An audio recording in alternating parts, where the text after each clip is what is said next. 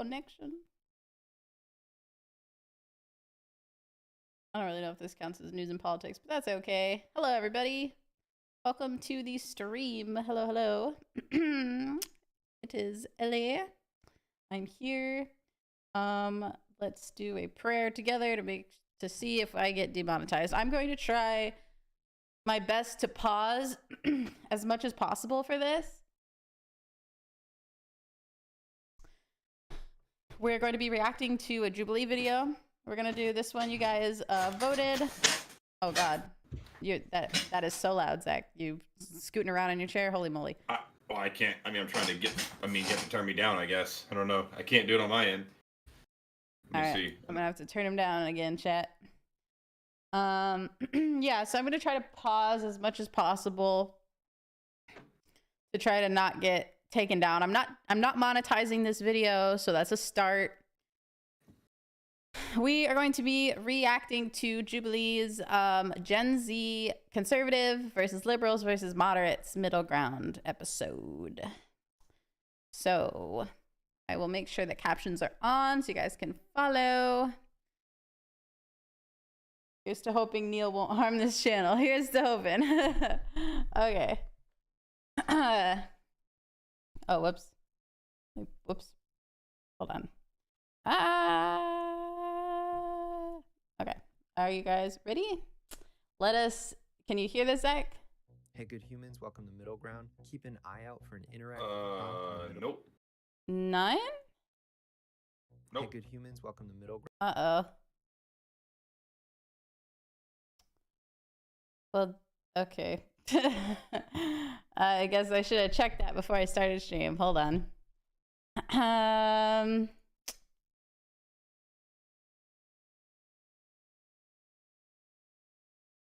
About that. Can you hear that? Yep. All right. Okay. I got him, chat. This is my brother. You guys probably know that by now. If you do not know that, this is my brother Zachary. He's going to be reacting with me. We have our own separate channel. That's just the two of us. If you'd like, I'll leave a link to that in the description below. But yes. So without further ado, let us begin. Let's check this out. Interactive prompt in the middle of this episode, and thank you for watching. Our generation is misinformed. All right. Do we believe that Gen Z is misinformed? Yes. I think that Gen Z is very misinformed. Let's start there. We're calling it misinformed. We're calling it misinformed. Gen Z is misinformed. I should call it malnourished.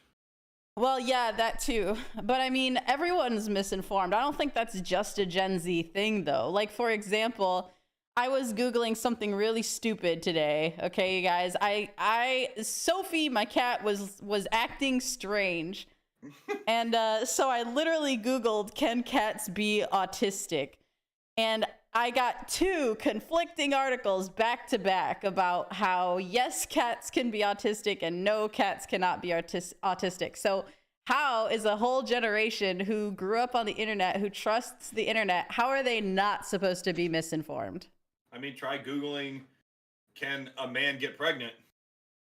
That's true. I mean...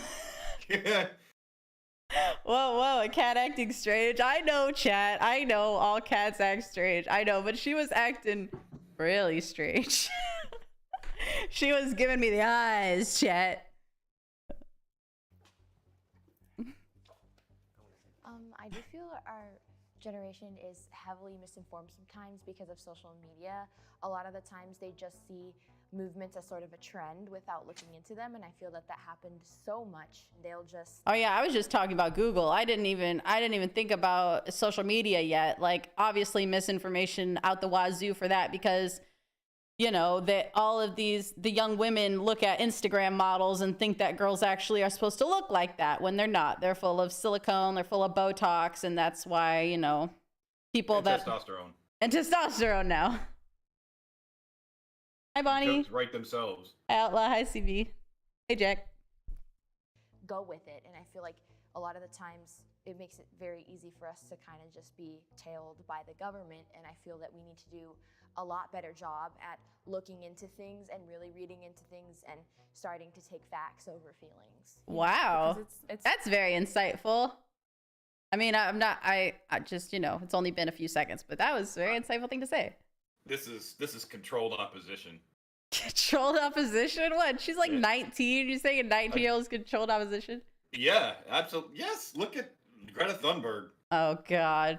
10 times Like- easier to just look at something and accept it as truth than to go and do your research and find counterclaims or something that aligns with that. Because if you're just sitting there like scrolling through TikTok and somebody says that this is happening, I mean, like, who's gonna? Hi, Emily. Educate yourself. Yeah. I strongly agree with both of you guys. Oh, there's this straight the reason white why I was autistic dude. hesitant about walking over is even though I agree that Zach can say our that. He's got the paperwork. I've got the paperwork. I'll show it. He's allowed to say that. generation is misinformed, that doesn't mean that older generations aren't also misinformed, especially in the form This is of bigotry. for like Gen X and the baby boomers or whatever. Why they gotta have the white Millennials dude be in the particular, autistic you one? have millions of Americans now who are tuning in every night. to Hey, see hey, they could all be autistic. You don't know. Tucker How dare I Carlson assume their spread autism? misinformation. I don't want to pick on him in particular, but he's an example. Social media is just another example of what's been going on for generations and generations of people, just with all due respect, being too lazy to do their own research and just believing what other people tell them. But like, I completely agree with you guys, but here's the thing. What is research anymore? Like back in the old days, in You the had to days of actually yore, read a book. we had an encyclopedia we went to, but then that was Yeah, all but the who information wrote that was those? collated. Right, it was. I'm going with this. Yeah. It was collated anyway. So like, what is research? Yeah. Research is compromised. I can say that because of my profession. Research as a whole is compromised no matter where you look. But I also wanted to add that as a generation, we don't have good examples of politicians and how they disagree and agree anymore. When my parents were younger, they used to watch the politicians in the Senate and the House have like great lively debates and come to a conclusion in the end, and you would see how they were speaking and how they bounced off each other's opinions. Yeah, This that's is fair. This is good. That's a good argument. Yeah, like how are they supposed to know what real debate is when there's not debating anymore? It's literally just like an us versus them mentality Yeah, from I remember politicians. There was a well, even And that even started further- with Hillary Trump, I think. No, I was about to go there. Even like I think back to, you remember when the Bed Intruder song came around and those dudes who like auto tune all the stuff. Hide your kids, hide your wife. Yeah, that band who those dudes that Songify. auto-tune- Yeah, no, not Songify, Shmoyo or whatever their name is. Shmoyoyo. Yeah. So I remember that for a while they were doing like C-SPAN and auto-tuning C-SPAN. And there was literally an entire segment of C-SPAN they auto-tuned where one of the senators got up there and promote. Literally, his argument is that we need to build a turtle fence. We need to build more turtle fences. And so What? then the Senate got derailed off of like how to define what a turtle is. And like, I mean, so like we don't. Like when I was in high school and I was on the debate team, we learned policy debate. There's chemicals in the water that are turning the frickin' turtles gay. But we had two forms of debate: Lincoln Douglas debate and policy debate. And those two different styles. Lincoln Douglas was more informal than policy debate, but they both centered around an organized, structured way to come to resolutions or to define whether or not resolutions were good. And now it's just theater. Like now it's literally just theater. And I think she's making a great point that we don't see how to critically think. We don't see how to debate because politics have become nothing but theater, and the decisions are already made before it even hits the Senate, before it even hits the House, before it even hits Congress. Yeah, true. That we don't have that example anymore. We're forced to get our information from social media, and a lot of the news channels these days are heavily biased. And because of that, I feel like as a generation, we're heavily misinformed. My dad and I spoke to each other a lot about politics, and since I was a liberal at that time and he was a conservative, we would have a lot of debates. I would find myself growing and becoming more moderate just because the things he said and the things I listened This to young woman's very smart. because of points that he made to me, I would find myself transitioning into more of a moderate. Yeah, I like her argument there a lot. I think she's right that there aren't very many good examples of how to have healthy debate anymore. Yeah, that's a very good point. What are they debating? Frostfang, hi. We're talking about Gen Z, moderate Gen Zs, liberals, and conservative. Outlaw says no one's forced to use social media as a resource. It's garbage. That's true to an extent, but But then what are again, your at the same time, sources otherwise? well, even so, I mean, even I think the schools are encouraging kids to go on the internet to find data. Yeah. You know, like if that's where you're taught to find information, of course that's what you're going to trust. The problem is with the entirety of the way that education is incentivized and promoted in the American education system as a whole. Like the whole thing has become less about learning and more about making you stay a child and babysitting you until you're old enough to, graduate into the world. Like it's not about teaching people anymore. I disagreed because in 2022, truth is becoming less and less objective and more subjective. And there will Oh my be God! but Shut up, kid. Further and further from that, especially when a lie can be attached. Can we just to an bleep him out through the whole thing? We are thinking less and less critically and more emotionally as a whole. And Oh, so no. like, for instance, George Floyd, May of 2020. That just strikes your heart. First thing you want to do, go to Instagram and post a black square. Now, what is that doing? I don't quite know. But what it made you feel was like you did something to help that poor. Yeah, and you're misinformed. Yeah, and like feeling like you did something to help by posting a black square on your Instagram, that's not helping Black people. That's not helping Black Americans who have to live poor. Like that's not stopping violence. Yeah, like it's like the thoughts and prayers thing, right? That doesn't solve any problems. And if you believe that it does, then you're misinformed, kid. Like you're literally proving everyone else's point for them. Like I wish I could just bleep this guy out for the whole show. I know he's gonna have nothing good to say at all. A terrible thing that happened to him. When I was hearing this question, I was thinking like, is the majority of like my generation, aka the people I know, misinformed? And I would definitely say yeah. I feel like the lack of information is like almost as bad as like receiving the wrong information. I want to touch up on something you said. I think it is true that social media did change the way we receive information, whether that is misinformation or the truth. But that doesn't make us misinformed because of that. Obviously, like, yes, you have social media, it's so much easier to get information, but I don't think because we have social media that automatically makes you misinformed. I mean, it gives you the potential to be misinformed. It makes you propagandized immediately. Yeah. Like, the second that you use social media as a resource, you're being propagandized because there's no way to validate or verify anything.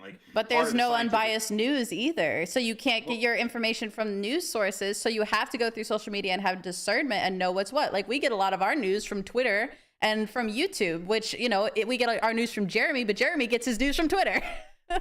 Yeah, well, I mean, the problem is that there is no way to collate data anymore, and there's no way to know what's true anymore because there's too much information. Go back to the Selection for Societal Sanity speech. It's all there. Like, there's too much raw data, and we can't collate it and know what's true. It's not possible. So we end up in our own echo chambers deciding what we believe to be true, and that's how misinformation spreads because you plant a poison seed in the middle of that echo chamber, and then no one knows what's real anymore. Yep. I mean, it's just that simple. It's just the easiest way to control people ever. And chat, you're right. Like Black Lives Matter really didn't do much as a whole for a Black community that is really struggling in America at all. It really just caught on to people's emotions, got people to donate for an organization that really didn't really have Black Americans in mind. It was just trying to get social control. Yep, definitely, Bonnie. You're right for sure. Yep, this is it. This is it. This is where we're at, chat. Liberals, moderates, and conservative Gen Zers.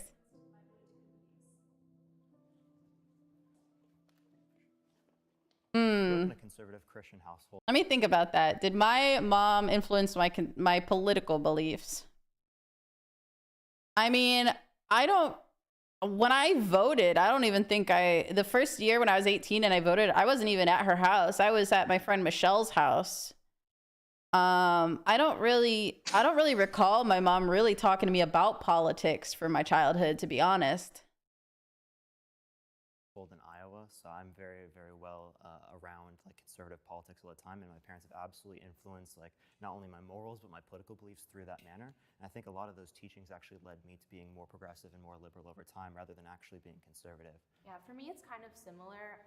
My dad is Christian, but in Vietnam, they have this thing where actually, like, they practice both Buddhism and Christianity. From both religions, both Buddhism and Christianity, it's always taught about, like, we as a community need to take care of each other, we need to respect each other, and we need to create, like, the best society we can. My parents not, like, directly telling me, like, oh, you should believe this or you should believe that, but just the way that they have taught morals to me and also their own personal experiences have influenced my own beliefs. In Buddhism, it's basically what can you do that is the best for others. I liked studying Buddhism actually when I had a religion class in college. It teaches you, you know, the noble truths, and it teaches you that life is suffering. And I still kind of hold on to that thought process today. Buddhism reminds you that like everything kind of goes away in time and that material items aren't what's most important. And I think that idea of letting go is very healthy for society. But I don't know if I mean, I'm not really an avid like Buddhist, right? I just was very interested in the religion. I visited temples and stuff, and it's a very wonderful experience. And all the Buddhists that I met have been pretty cool people. Of course, not everyone agrees with my beliefs, but regardless of that, I still want them to have happiness in life. I'd say my parents gave me probably one of the most interesting childhoods out there. I was observant, look how you so I turned watched out. my community. Mm-hmm. And when I saw how things had progressed in my community and then sort of just stopped, especially during the housing recession and crash in 2007 and 8, I had a deep question as to why aren't things getting better. They didn't teach me anything. They let me learn my own way. Because if they had taught me This kid has a shirt on that has gas prices. Wait, oh, is this a math shirt? I don't know. something, I wouldn't have had the thirst to know more. I stepped forward because I believe without them, I could have had some other sort of beliefs, but I felt that what they taught me pushed me down my path. So you got misinformed. 20. Saying you weren't misinformed. You said that you had no influence from your parents, and you ended up extremely misinformed. Good. You're just playing yourself, bro. Like you're literally you're fooling yourself.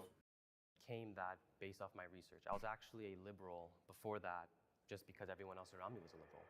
I would vote for Trump in the upcoming election over Biden or over anyone else that runs against him. He embraces free market economics just like I do. We need less government spending. We need to cut taxes. We need to cut government spending, and Donald Trump would definitely do that. Are your parents conservative? They are actually, but politics never came up in my family before Trump became president. So they did not influence me to be a conservative. But there were 2 years in between, Trump being inaugurated in 2017, and then if it was like late or mid 2018, about a year and a half of Trump being in office, running headlines, a lot of big things happening. Are you sure none of that and their commentary at the dinner table maybe didn't influence? No, I remember 2016 election. They didn't say. Stop denying his reality, bro. I thought it was all subjective. Stop trying to tell him an objective thing about his reality, bro. Listen to what he's saying. It's all subjective.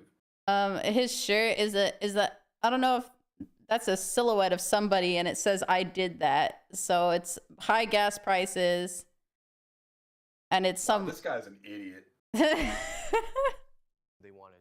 I'm trying to figure out who it is. It just didn't. Who's that a picture of silhouette of, chat? It's way more political now than it was 10 years ago. But I'm telling you, I just became a conservative based off my own research. Our whole entire family is very much on the left, like Democratic, liberal, but my mom, she was not, and she would claim that she was a Republican, but I don't think she knows a damn thing about what that means. But like, she, Shots fired. right. But there was a lot of tension, whenever we would talk about certain political things that I would bring up. And then my brother, he's very right-leaning. One day I like came home and they were going through like a journal of mine that was like just of like my liberal views and like Black Lives Matter, stuff like that. And then I realized in that moment, I was like, we aren't on the same page, and I don't think we ever are going to be. Okay, so it's a picture of Biden. I thought this guy was a liberal, though. Hey, binary. Well, hey, metal. I don't care if he's liberal or conservative. He still sounds like an idiot. Like it doesn't. You can be a dumb conservative. I've seen plenty of them. See, that's I haven't answered the question myself. Like I grew up in backwoods Georgia, where like everybody was poor and everyone were rednecks and everyone were conservatives, and so I grew up like against that kind of thing quite a bit. Not to say that I was a liberal. I wasn't a liberal per se, but I certainly was against a lot of the whole God fearing, hellfire and brimstone Baptist, y'all all going to hell.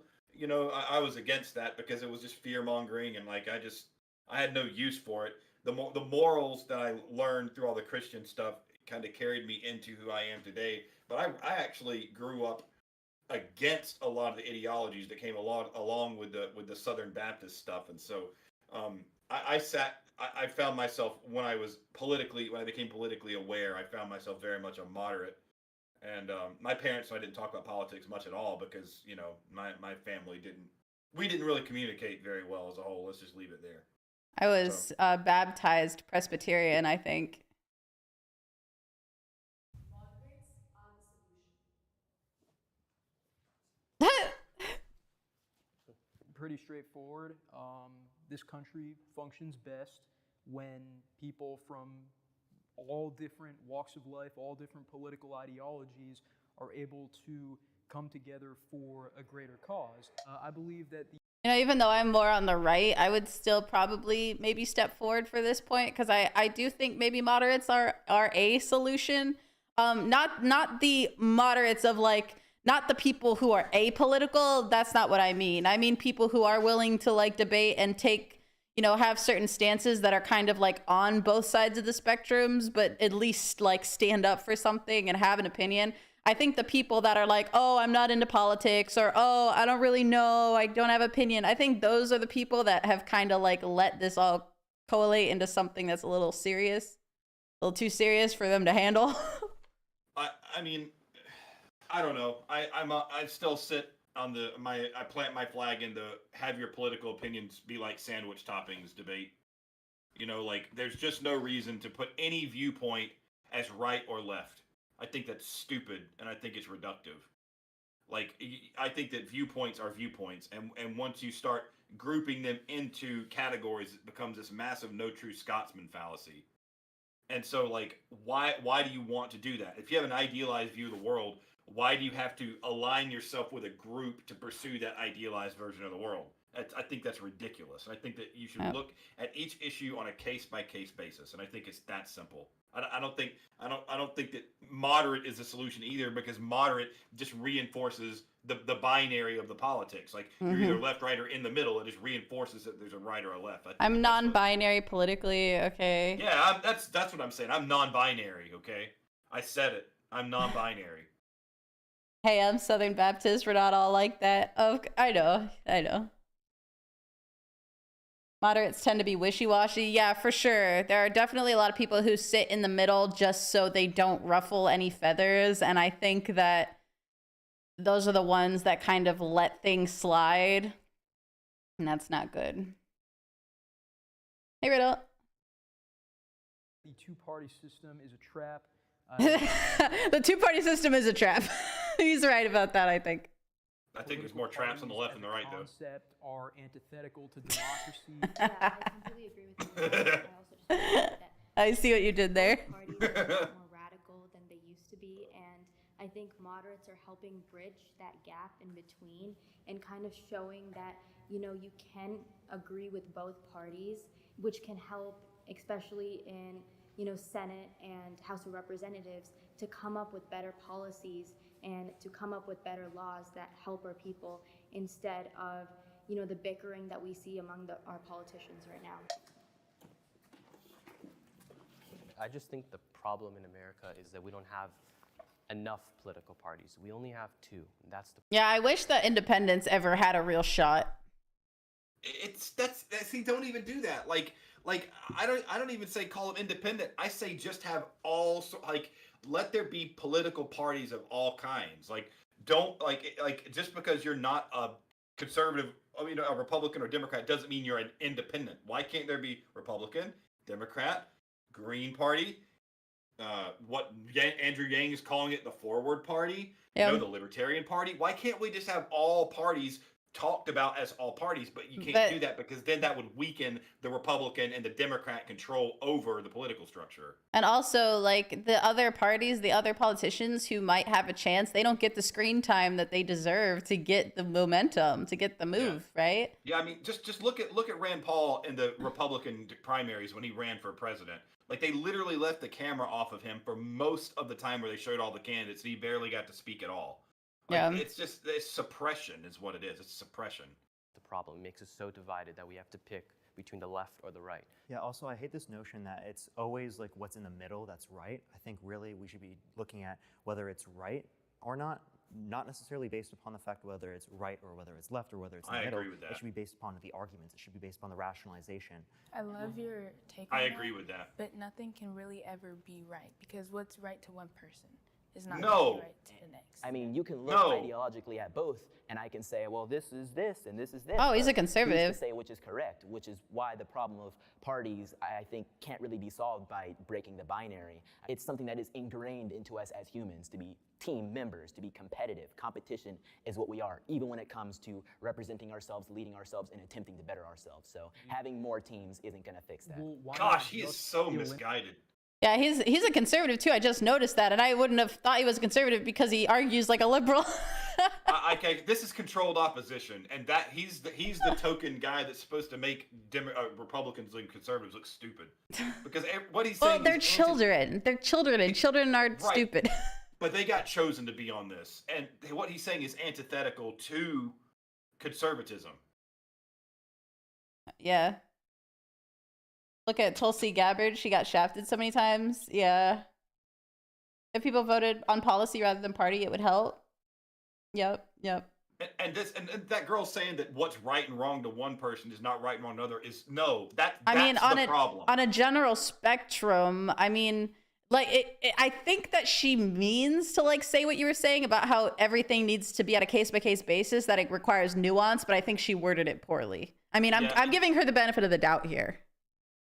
Well, I think that what the guy before her said was very well said. I think that you take it on an issue by issue thing, you know. Like but trying to argue the whole what's right to one is not right to another. That's the slippery slope, right? Yeah. Because it's at what point do you just tolerate what other people think is right when you disagree with it? Right? I don't think that's correct at all. I think she's wrong about that. I think she's trying to be moderate while keeping like empathy in the conversation, but like, you know, we're just the danger of being moderate. It's it's a danger because it does open up predators to lean on the slippery slope, and that's why moderate's not the solution. Political party. That's fair. Just to achieve, you know, the ability of people to cooperate with each other, because George Washington warned of political partisanship in his farewell address. He wasn't saying we need more parties. He was saying we need no parties, because these political parties force people to this guy's moderate a certain way just so that they can fit in with their fellow party members. Well, Thanos snapping away the party system isn't going to get rid of ideological changes. We are always going to have these issues, and every person, whether they've got a D or an R next to their name, they're going to get. All right, say, hey, are you pro or anti-abortion? Okay, get into this. Are you pro or anti-gun? Okay, get into this. To bring Thanos into this conversation, you know what that gets from me? Okay, Zoomer. Okay, Zoomer. Can we get some okay Zoomers in the chat, please? But like he's like, gosh, it's so I can't stand listening to children talk about this because their naivety is just bleeding through so much, and it's ridiculous. You have to pick a side on issues. But that doesn't mean that picking a side it means that you are in a party. Yeah. Right. So like, there's nothing wrong with congregating to represent an idea. That's what you have to do in an open society where ideas are what create the law, right? But like, well, Zach, they're children. They are children. This is tilting. This is extremely tilting. They're children. Hey, Kurt. You might see some of these groups slightly different, but in the scheme of things, we're still going to have these teams. Even if we have it split up into a million different parties like some of these parliaments and other countries do, what do those parties do when they need to get something done? They form blocks, they form coalitions, which is basically just back to the binary. But it's not back to the binary. Because that is just the way humans work. So you think politics should embrace the binary system? Well, but the whole point of what you were saying about how you should make decisions based on individual policy ideas, like are you pro-choice, are you pro-life, if parties are eliminated, people will actually be forced to do research on the politicians who believe in ideas that are closest to theirs. That's fair. Kind of extreme. Yeah, for sure. And it's really difficult to find information on politicians you're interested in, or even find politicians you might agree with, because like I said, they don't get the screen time, they don't get the news like the top two always do. So for example, I didn't even know who Tulsi Gabbard was until Zach brought her up to me, you know. The top two are owned by the same people. Yeah, that's true. Either lefts or even right people, you know, they kind of just slap a label on it. And I feel like moderates do a lot of their own research because they don't necessarily agree with one side. So every problem that comes up, they have to go and do their own research about it to figure out what side they agree with or what opinion they have on it. So why did you not agree with the prompt? I mean, also, I wanna put in like the two-party system. Also, I'm kind of going on extrapolating on your point that you're saying earlier, how it kind of weakens like the party when people need to group up and be in that party. Isn't that kind of what happened with the Democrats, right? With even though Hillary's crooked Hillary needs to go to jail. But Bernie got off of independent and went Democrat, didn't he? And would you agree that that kind of split up the Democratic Party a little bit, or no? He didn't even get put on the ticket, did he? He did. He did? Yeah. Yes, he was in the primaries. He was just down to him and Hillary Clinton. Yeah. When it came to the primaries, So down to him. do you think that split the party at all, or did you think that Donald Trump was just meant to win anyway? I don't believe voting counts. Yeah. I don't really know. I'm asking the chat because I don't know. I remember that election fairly well, and I remember a lot of Democrats being kind of split, divided. I mean, a lot of Democrats didn't know how crooked Hillary was, right? And the people that didn't know about crooked Hillary were kind of split. I know it for a fact that one of my friends, a woman, gave me so much crap about trying to vote for Bernie that year, saying like, how could you not vote for Hillary? Us women need to stick together and vote for a woman president, blah, blah. And she obviously, you know, either is choosing to ignore how crooked Hillary is or just doesn't know, right? Again, being misinformation. So I don't know. Hard to say. It didn't split the party. Hillary was just so bad. And I would argue that a lot of people who were younger voters did not know about Hillary's history. So those are the ones who were, you know, riding her coattails at all. I think that Bernie Sanders was playing to a demographic that was still naive enough to believe in government. Yeah. And so he won a lot of the younger support from moderates and from like, you know, the young moderates and young leftists. Yeah, she's my ex-friend now. We've gotten into a lot of fights. She's the type of person who, you know, watched Stephen Colbert all the time, hardcore Democrat, just because her parents are hardcore Catholic conservatives. It's a whole thing. She's messed up in the head. But yeah, I remember how much crap she gave me over that, saying that, like, you know, giving me the no true Scotsman, like, you're not a good person if you don't vote for a female president, that kind of thing. Like, just it was a you're either against Trump or you're not with us. Like, you can't sit at the table. Like, it was just dumb shit, dumb stuff. Sorry, YouTube. I'm sorry. Sometimes having, you know, maybe different groups provide conversation, and if we were all the same thing, it's not necessarily, we're not going to have any progress. Can't say bad words.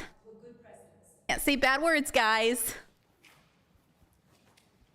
I demonetized this video, so. My family benefited from a lot of President Trump's policies, but basically what I felt was that a president needs to be presidential, and for President Biden, I just think that personally he's too old to be president. I do think there needs to be a cutoff limit when someone can be president. Yeah, young people are heavily unrepresented within our country. The average age of an American is around 37 years old, whereas people in Congress are generally above the age of 50 on average. So when people kind of point at Biden to be very old, Trump's also extremely old too. So if we want to put some type of age limit on that side, I think that they're both How old is to be Trump? president, and obviously we need a lot 76, more I think. representation for younger people. That man is Neither of them 76? seem to have been Yeah. particularly popular. I think might be older than that. Even within their own Wow. parties. Trump to a lesser extent. Well, Trump was extremely popular amongst his party, whereas Biden has actually lost a lot of that popularity throughout time as people have seen him throughout his presidency. I think there were a lot of things on both the Republican and Democratic side in which these particular figures led to like a larger amount of polarization amongst the public. I don't If you're gonna like donate, Trump do it through because of PayPal. A lot of the racist things. Yeah, I mean, I don't know if you can. Do you have the option to super chat? This isn't I me. don't think This so. isn't me baiting you guys, but Can't. So no, you can. But the thing is, like on the stuff that gets, I think, don't hold me to this, but I think if a video gets copyright claimed by somebody else or if it gets demonetized, I think that it either goes to the copyright holder or I don't know how much of it goes to the creator. So if you're going to donate to Ellie, and it's better just to do straight through PayPal. Honestly, that's the better way to do it because then there's no cut taken out of anything, regardless. do you wanna, Zach? Will you put my PayPal link in the comments of this? Is it Ellie Videoland? I think it's Saturn Sunstone, but it's on my Twitch. Yeah, let me check.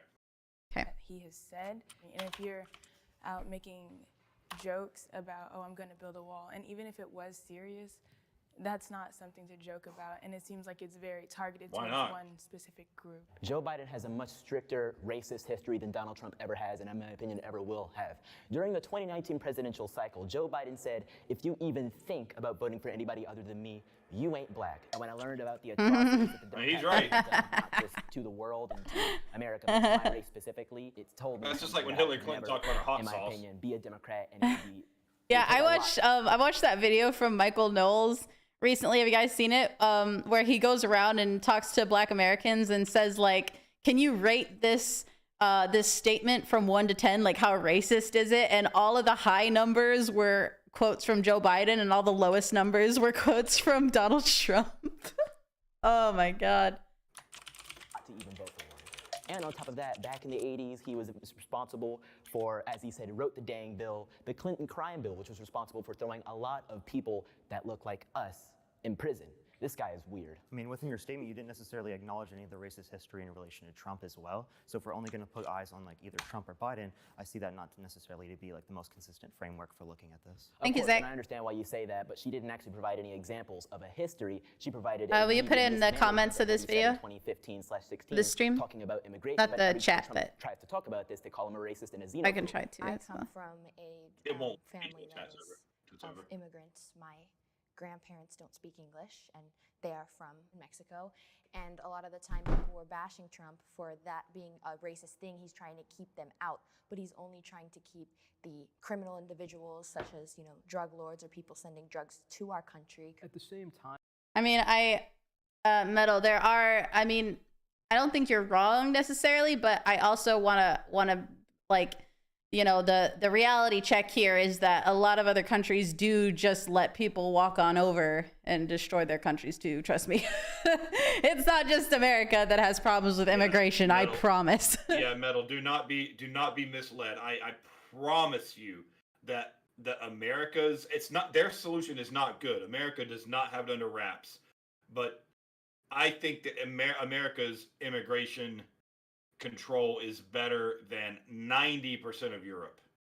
Yep. Trust me on that. though, it's sort of like disingenuous to say that, the immigration policies are just keeping the bad people out, because at the same time, it's almost impossible for most people to emigrate to the United States legally. Billionaires can solve problems better than the government.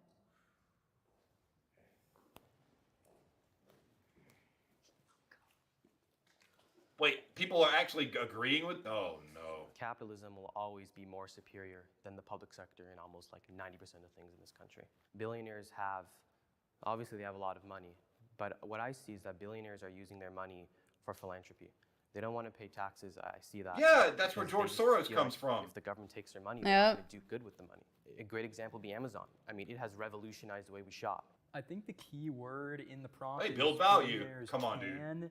can, you know, affect positive change better than the government. I don't think it's a guarantee that They can't. will. This 'cause I is think there broken. are certain The GDP of the United States, even if we're Trump tumbling into debt, the GDP of the United States annually is more money than all these billionaires make. Go ahead, So BRB.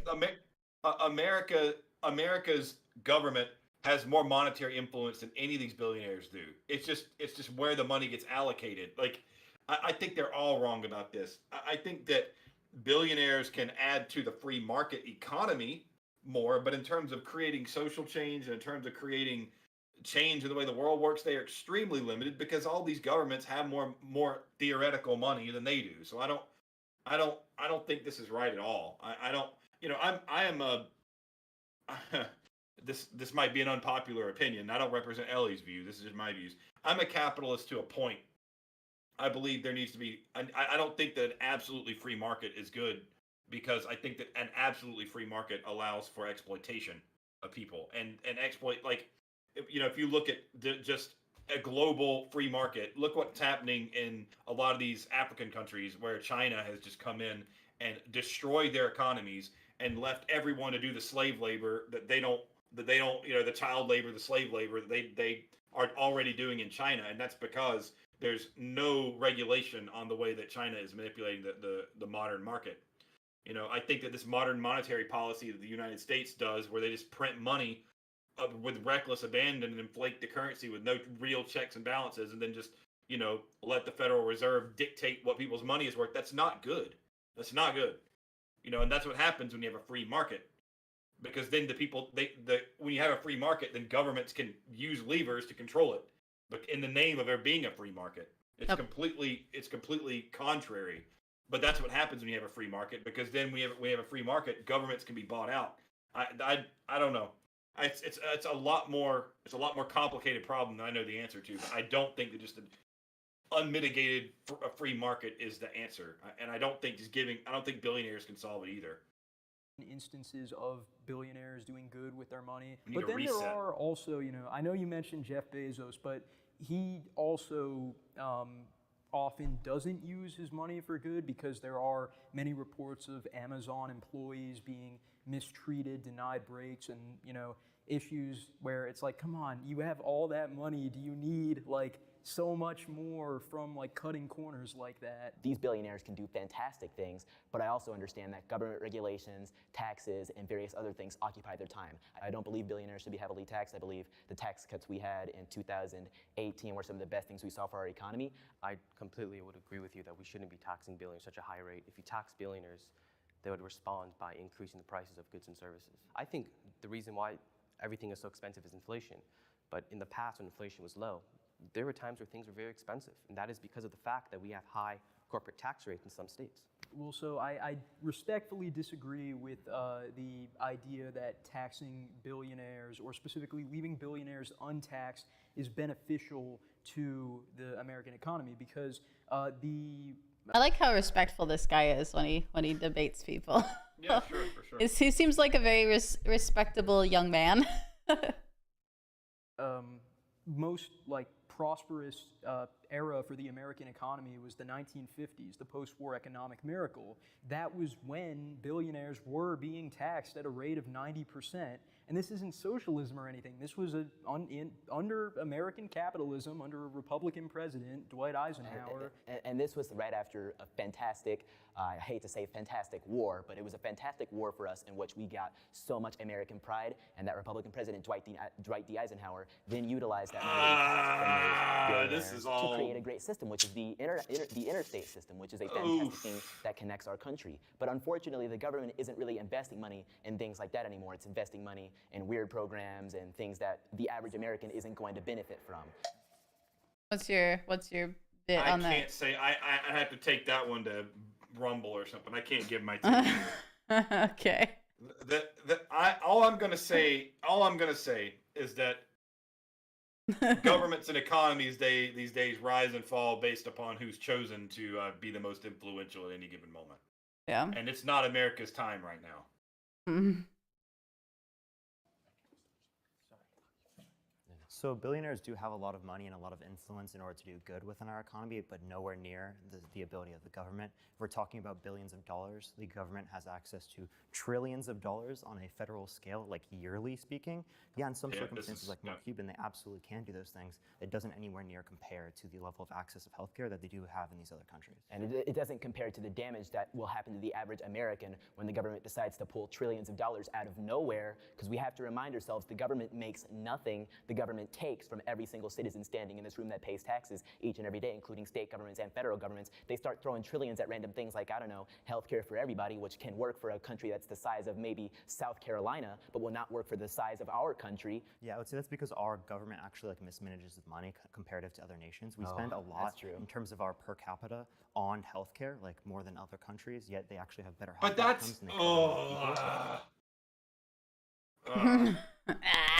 I do think there are lots of things that the United States could do better comparative to other countries, and we can learn a lot more from those other countries, and yet we don't do that because of this idea of American exceptionalism. But see, the thing is, billionaires are the ones that have their hands in this that cause this problem. Yeah. Like, the billionaires that are funding these pharmaceuticals are literally the problem in this.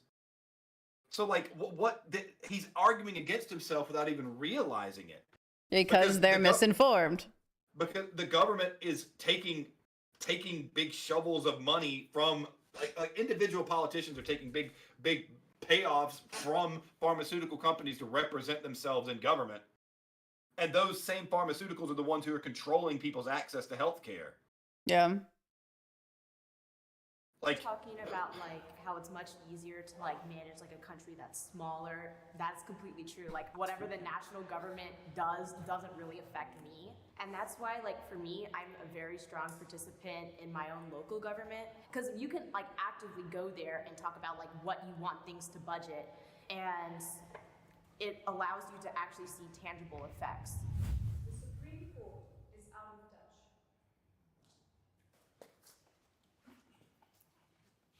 The Supreme Court is full of older people, which is why I just feel like if we were to bring some newer, fresher justices in there, they would understand what we're seeing more. Because as an older person, yeah, you can do your research, but you won't experience things the way that we're experiencing them at this moment. Yeah, I definitely think that there should be term restrictions or whatever. What's the word I'm looking for here? Like term limits. Limits on that. Yeah, I agree. And also, the original intention of the Supreme Court was to be a nonpartisan, strictly legal governing body. Anything is contingent now on how many people on the Supreme Court have R's next to their names and how many people have D's next to their names. Yeah, I mean, but then I guess it depends on like if they had term limits, then it would depend on who's in charge of putting in the new ones, right? Well, it's extremely complicated. I mean, we're talking about this legal system was created hundreds of years ago, and it's stayed largely the same. Yeah. It's very complicated, but you know, if you look at some of the track records of some of these recent Supreme Court justices, I mean, God. Ugh. Ketanji Brown Jackson is a lizard. Yep, and I don't like her, and I'm not even a big Brett Kavanaugh fan, to be honest. I mean, I'm not a huge fan of him either. I don't know. I don't think the Supreme Court makes decisions based off what society wants. They make decisions based off what the law says. The Supreme Court is a non-political branch. Really? I so disagree with that. The executive branches and legislative branches weren't really necessary. Well, yeah, Bonnie, you're right. Like, I'm not necessarily saying that young people will do a better job, but like the dinosaurs that like are evil, that are living off of, you know, a certain a certain thing I shouldn't mention, they're not good. But I'm also not saying that a Zoomer should be in the Supreme Court either.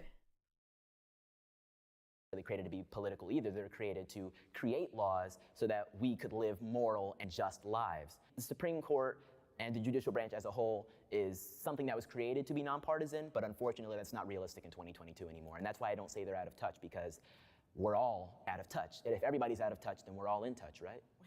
Well, not What? necessarily. I mean, all of us are out of What? If you look at the foundation of this country, there were political parties within the executive branch and What? the legislative branch. There were no political parties in the Supreme Court, never. Yeah, so like... If we're all out of touch, then we're all in touch. How very kumbaya of a conservative. It's like a line out of The Incredibles, you know? If everyone's super, no one is. Heavily against political parties. I think the process outside of the Supreme Court of how we determine Supreme Court judges is like the messed up process, not necessarily the Supreme Court in of itself. I just think that we should never politicize the Supreme Court. Really the best thing we can do in this situation is try to make general public a lot more a part of the process of determining whether or not these justices should be in that place based upon not only their merit, but also like the things they're advocating for. But rather than it being based upon like specifically the political parties, we need a multi-party democracy so that multiple different sides are looked at different times and say, I want to pick a libertarian, or I want to pick a social democrat, or a socialist, or a liberal, right? There are lots of different options that we should have in order to have more of a competitive political marketplace. But wouldn't it make it more political for the people to choose their judges? Yes, absolutely. I'm pretty sure we do vote in the people that pick the Supreme Court justice. You vote for the president. We vote for Yeah, the but president. that's- And those are for other the topics senator in that particular, also not confirms necessarily like jurisprudential or like law in particular. I'm hopeful about my future in this country. But see, that's why the system fails, though. Here in the United States, we have the Like ability that- and the opportunity to be the best nation in the world and live up to all the ideals that we grew up with and thought that we had. Look at all of us. We're willing to have a conversation, whereas years ago, we might not have sat down. We might have hated each other for having different types of beliefs. So I really think that shows the type what? of growth potential that the What? I personally think I have a great future in this country, especially being a woman, because I can sit here and wear what I want, say what I want, and have just as many rights and equal facilities as you do, as in other countries. That's not awarded to all women or even all people. And I feel that our country gives us some of the most privilege in the world. So for me right now, I live a great life. I have a house, I have a cat, I have 2 dogs, and it's great. But I feel like things could always be better, you know? And I think that's what I like about this country, is that we have a government where we can actively participate in, and we can make the changes that we want to see. Who told you that? I mean, I think I think there is a lot of privilege, and I do think that, you know, the women with that can afford to have a 6-step, you know, skincare routine and, you know, Instagram their travels, like, I do think that comes from a place of privilege, but I think that privilege is extremely like weighted like in a certain direction. Like, I don't really know how to put this. I think that there is lots of privilege in the United States, and I think there is a lot of money to be had in the United States, but it's not for, you know, working class people. It's not for, there's not much of a middle class anymore. Like, you either have the upper class or you have people that are like borderline poverty. Like, when I lived, golly, in 2000, even in like 2011, I was living paycheck to paycheck even back then. So, I mean, the last time like my mom and I even were considered like middle upper class was probably right before the crash of 2008. So that's, I mean, in my opinion, at least on a personal experience, that's kind of when I started to feel the ramifications of like the financial disparity, right? That screwed over so many people. It screwed over my family. We lost our house. Like, me and my mom lost our home in 2008. Like, we are one of those people. We are a statistic in that regard. And my mom has been renting ever since, and I've been renting ever since. Like, I don't have the money to own a home anymore. Like, it really, like, I haven't really been very financially stable since then, I'd say. But I was a teenager then. I mean, you know, you talk about, I mean, I could give a brief background of myself in that sense too. Like, I don't believe in the American upward trajectory either, because I grew up in poverty. I mean, like, yeah. like bottom, you know, 5% of incomes in America, probably. I grew up in absolute poverty. Like, and so I've come out of that to an extent, and I'm not in poverty anymore, but I haven't, like, I've always been at a disadvantage because of the resources that my family had access to, and I see people that were, and this sounds really arrogant of me to say probably, but I've seen people from my class who were less capable of me in things that have gone further because they've had the constant financial support to hold them up. Right. And I haven't had that same degree of support. Right. So I've had to, like, if you look at how far I've come in terms of how I was raised, I've come a long way. But I started down here and I've gotten to here, whereas many of my peers started here and now they're here because of it. And so that is like, I don't see that getting any better. I don't see that changing. I see that worsening. So I don't know. It's hard for me to look at it as if it's the perspective of privilege is very hard for me to wrap my brain around, because I don't see the privilege. I don't see the privilege. Yeah, we are definitely even though we have the right pigment, we are not privileged and rich. Wow. Go figure. Now I know plenty of people who are privileged and rich who have our pigment, but it has nothing to do with that. It's how they were born, their parents, what they do, you know, if they're a freaking shill for the right, you know, talking points, right? I know it's just crazy. The ones with the money are the ones who know what to say, right? Well, you know, that it's just to make a small fortune, you got to start with a large one. So, yeah. I mean, that's how the system is set up. And I think that I could say from my own personal experience and having crawled out of the poorest of the poor, it's not a fair system. It's just not. The system is not fair. Meadow, what you said there is actually exactly what I said in one of my videos, almost verbatim. If you guys haven't already, I recommend you watch the video on my channel, on my YouTube channel here, called Did I Leave the Left or Did the Left Leave Me? Why I Left the Left. I talk about progressive and how it's more of a bell curve rather than an upward trajectory. It's a good watch, so make sure you check that out after this.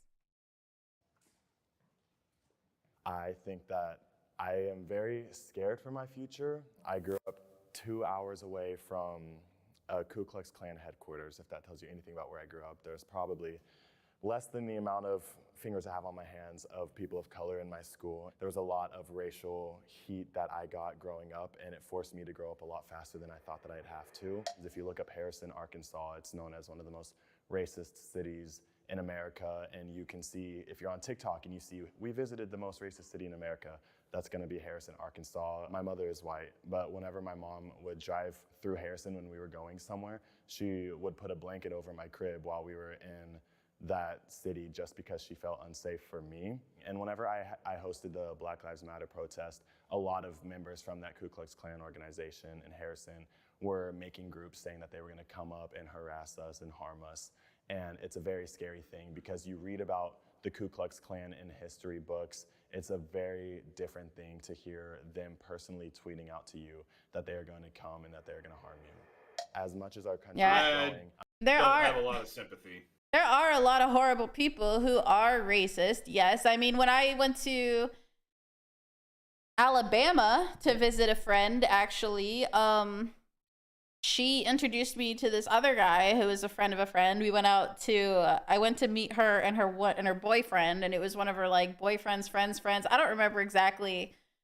It's a true story, but he rode a pickup truck around and we went to this park, and I was like, what's that rope in the back of your car for, in the back of your truck for? And he said, well, that's for hanging you-know-whats, right? Which, I mean, I hope he didn't actually do that, but like, those are the kind of things that were said to me. And at the time I was like, whoa, what the hell? I'm like, I told my friend, I'm like, I want to get out of here. Like, I don't want to hang out with this kind of person.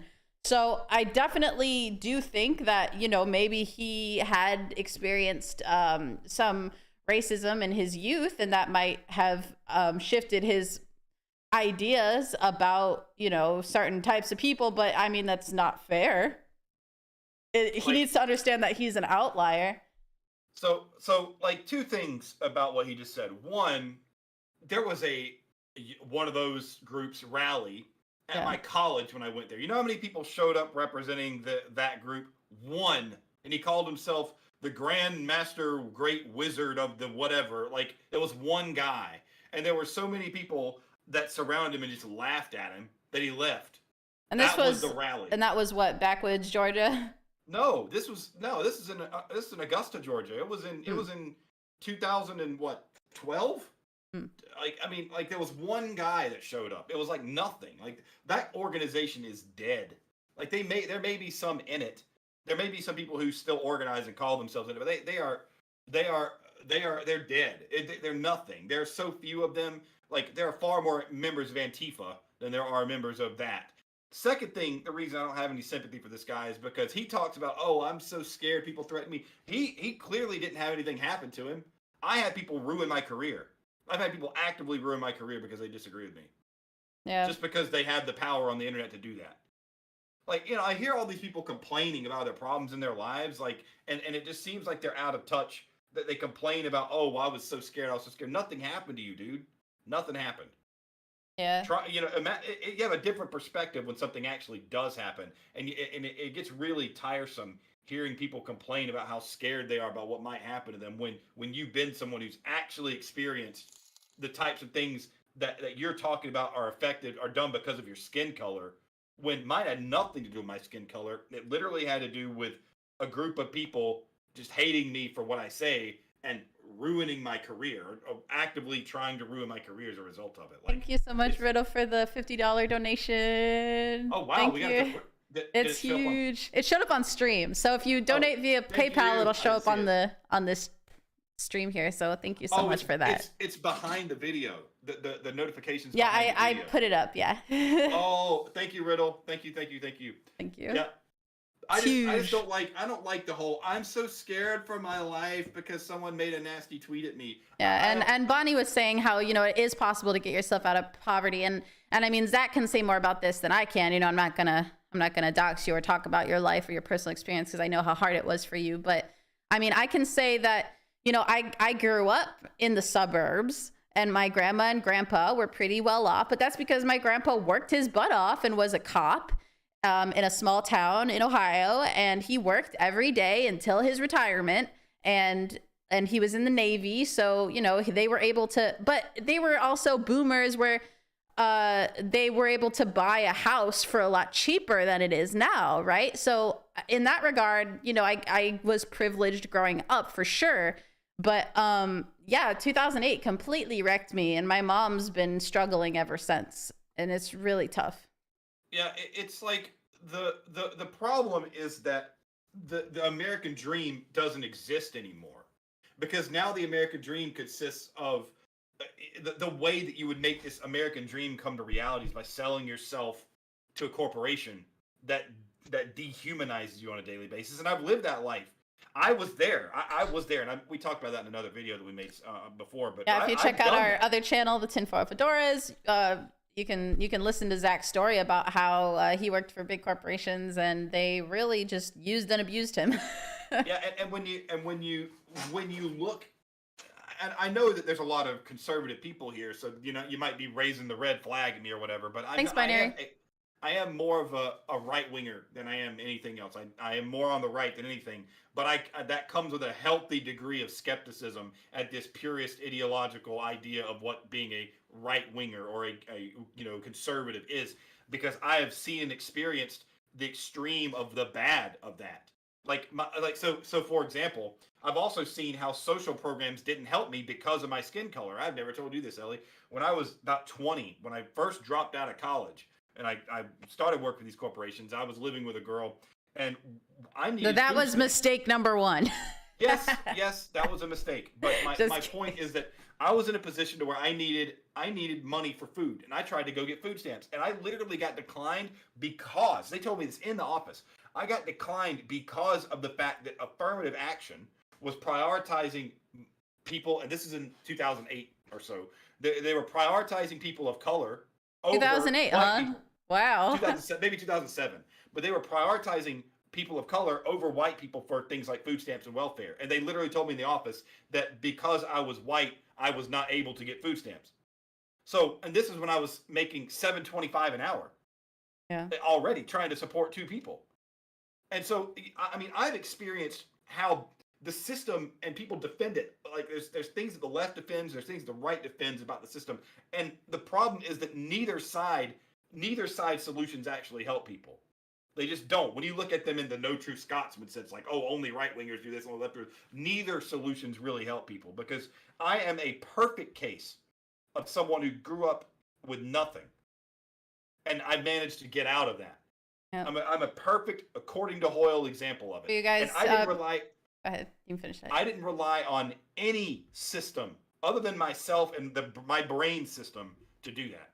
I was gonna say the reason why Zach and I's childhood were so vastly different is because we're half siblings, and our father left both of us. So, but the difference is, my mom took me and had me live with my grandparents. Well, she worked 3 jobs. I lived in the suburbs with my grandparents, and I had a pretty safe life there. But my mom worked 3 jobs and was never home, right? And so that was the trade-off for me having a good roof over my head. And Zach had the other side of that, where his parents were home with him, but he didn't live in the suburbs like I did.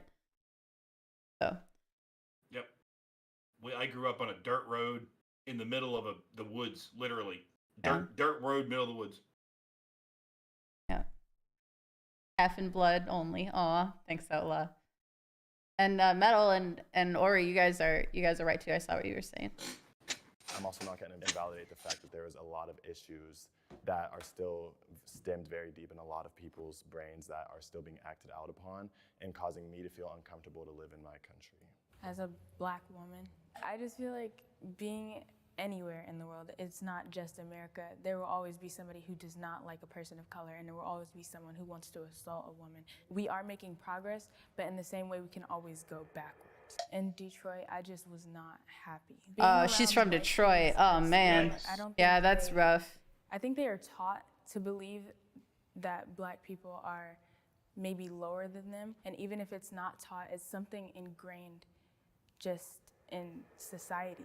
As someone who is not, quite as dark as you, but lives kind of a similar lifestyle, I'm trying to say that I understand. I really do. It's still a thing that can I want to know. I'm obviously not Black, but I've talked to enough Black people who've explained this to me. I can explain this. I can't, even though I'm not Black. If there's anybody who's Black in the comments, you can probably corroborate this. What do you mean, Bonnie? Sorry, go ahead, Zach. The Black community kind of classes itself based on your skin tone. There are tons of like rap songs and things that talk about this because the really sad, actually. It's pathetic. Really sad. Pathetic. Because it stems back in the same racism that they say they're against. Because it all starts back when you talk about the slave times, when the certain people would get to have kids with the slave owners. Well, then they were lighter skinned, and so they were looked at as like the bourgeois of the Black community. And so those people have kind of carried on now, and the lighter skinned Black people are looked at as like the bourgeois of the Black community, which is really sad. So kind of like the Beyoncés.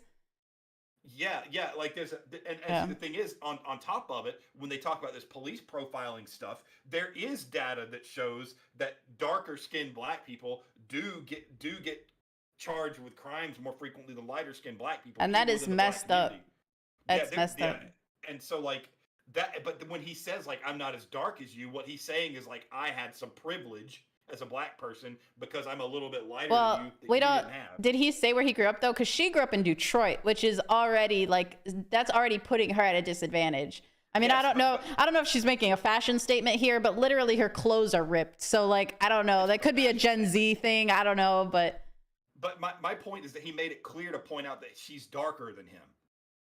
Yeah. And she straight up said like he said you're not I'm not as dark as you are.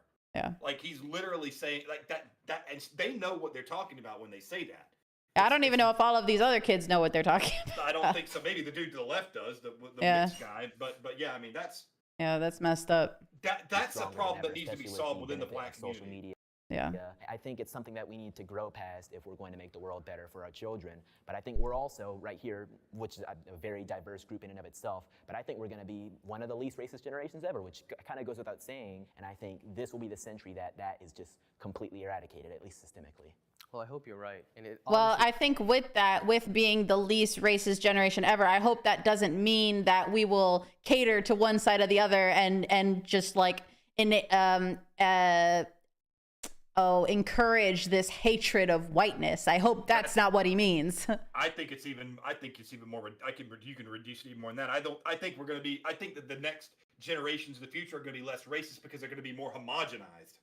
Well, yeah, but I mean, I think I don't really see any inclination of them of there being like less racism against Anglo-Saxons. I really don't at this point. I mean, obviously not in this like group. Obviously they don't seem, racist of each other, but like I am kind of concerned like when I see that video of that one individual on the subway who literally like screamed at like a white family in front of the baby about how like they deserve to unalive and all that stuff. And it's like, I see that all the time. And I hope that the next generation isn't going to just enable this anti-whiteness that we are seeing today. But I don't know, because they're being so brainwashed into like, oh, cater to the people of color, cater to the people of color. And like, that really only excludes Anglo-Saxon Western, right?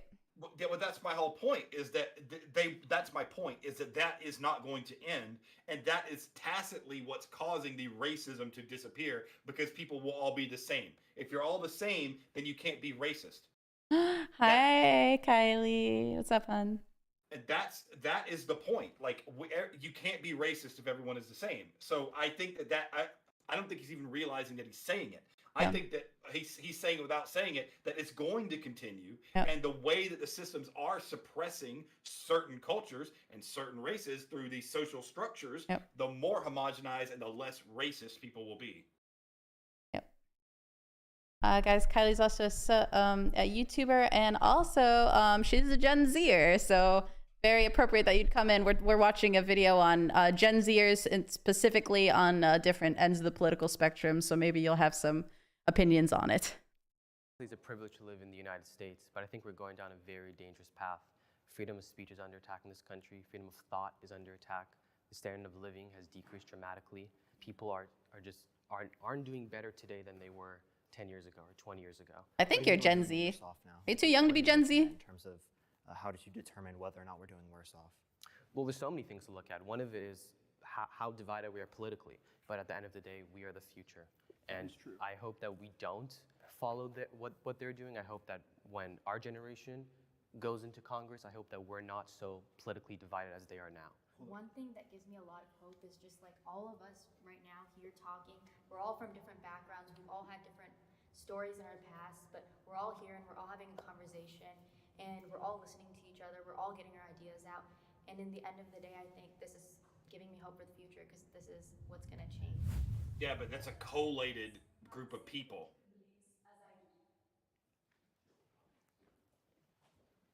Yeah, I'm not even sure what the cutoff for Gen Z is. You might be the next generation. What are y'all called? A very conservative and Republican city and state in Arkansas, and I grew up around a lot of people who did not have the same beliefs as me at all. And a lot of the people that I would try to keep in my circle who did have different beliefs were blasting me on private stories and stuff like that and making me feel like I was dumb.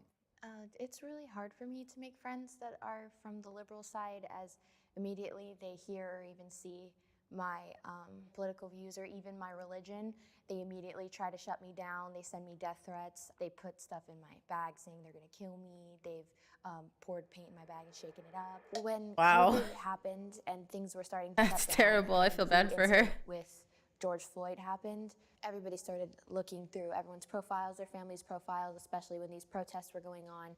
And there was a picture of my dad and my family, all of us together, and he was wearing a Trump shirt. I was getting a lot of death threats, a lot of encouraging me to commit suicide, threatening to do unspeakable things to me and my family, threatening to find my address and hurt them. I could, in fact, say almost all of them were liberals. It makes it really, really hard because the minute that you're different from them, at least in my experience, they shut you down immediately. Yeah, I mean, so I can relate to that. The minute that you are against any liberal idea, it's not even like if you take a moderate stance on it, it's not even like if you try to say, well, let's debate about this, let's talk about this, like, have you considered this perspective? You're a bigot, you're a homophobe, you're a self-hating gay, you're transphobic, you are, you know, white supremacy. Like, it's so stupid. Like, all they have are like these ad hominems. Yeah, I said it when I was cooking earlier. I said to the left, you're either a they or you're a bigot, and that's the only two distinctions they know of people. Right, yeah. And I close myself off and I stay friends with the people that are going to respect me and respect my views.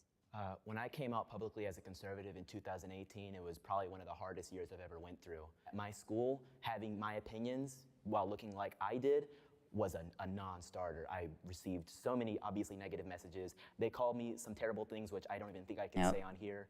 But all the phrases that you've heard, you know, get thrown at black conservatives simply for having their ideas. Oh yeah. And make it look like Oh I'm some yeah. sort of slave. I mean, I've heard those words too. Yeah, I've seen it aimed at gothics, you know, like trying to say horrible things about her when she's black, or you know, trans people who are against the liberal left narrative, you know, conservative trans people who are trying to fight for like the safety of children. They get called, you know, self-hating or whatever. Like, Kylie, I'm sure you can relate to that. They get called Uncle You Know What's. Like, I don't know what that's even allowed to say, but yeah, I mean, it's, yeah. Yeah. And yeah, we were talking about Riley Gaines earlier, how she was basically like held hostage by the woke mob, but saying that like she had to pay them money to be able to leave. Like, what? Simply for having my opinions, making it seem like I can't think for myself because I am black, not understanding that they're perpetuating the exact same racism that they think they're fighting against by calling me those words. Yeah, he's yeah. I'm from Thousand Oaks, California, and I've met people who are like pretty hardcore conservatives. I feel like all of us, when my friends, when we come and have these discussions, we all just want what's best for this country.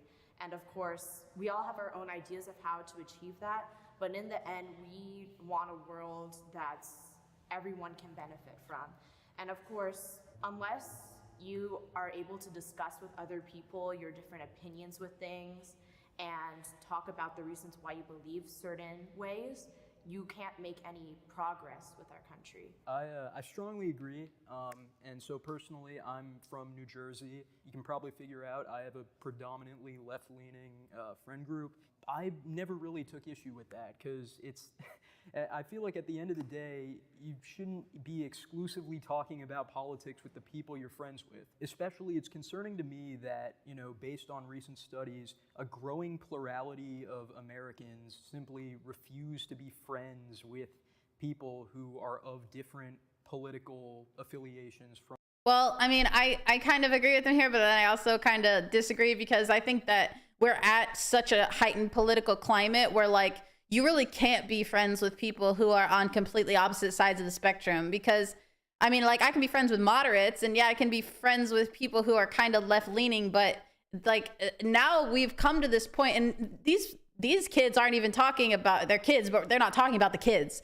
Right. And that's really what shifted my political views in the first place was protecting children first, you know, protecting underage people from getting surgeries, you know, until they're 18 or 21 or, you know, any of that. So I think that it is really difficult to be friends with people on the opposite side of the spectrum because there are some things that you'll just tacitly disagree on that in my opinion are just, those are like there's no way to compromise. There are some things that cannot be compromised and in my personal morality and my personal views, like it cannot be compromised on the safety of children. Yeah, I guess when I think about my friends, I go down the list and I would say that my friends that I still have from when I was in school, like early, like elementary grade school, they're more conservative. Yeah. And I'd say I'm probably closer with them now than but I think about some of my other friends that have sort of shifted. Yeah. And I feel like my friendships with them have kind of fallen off.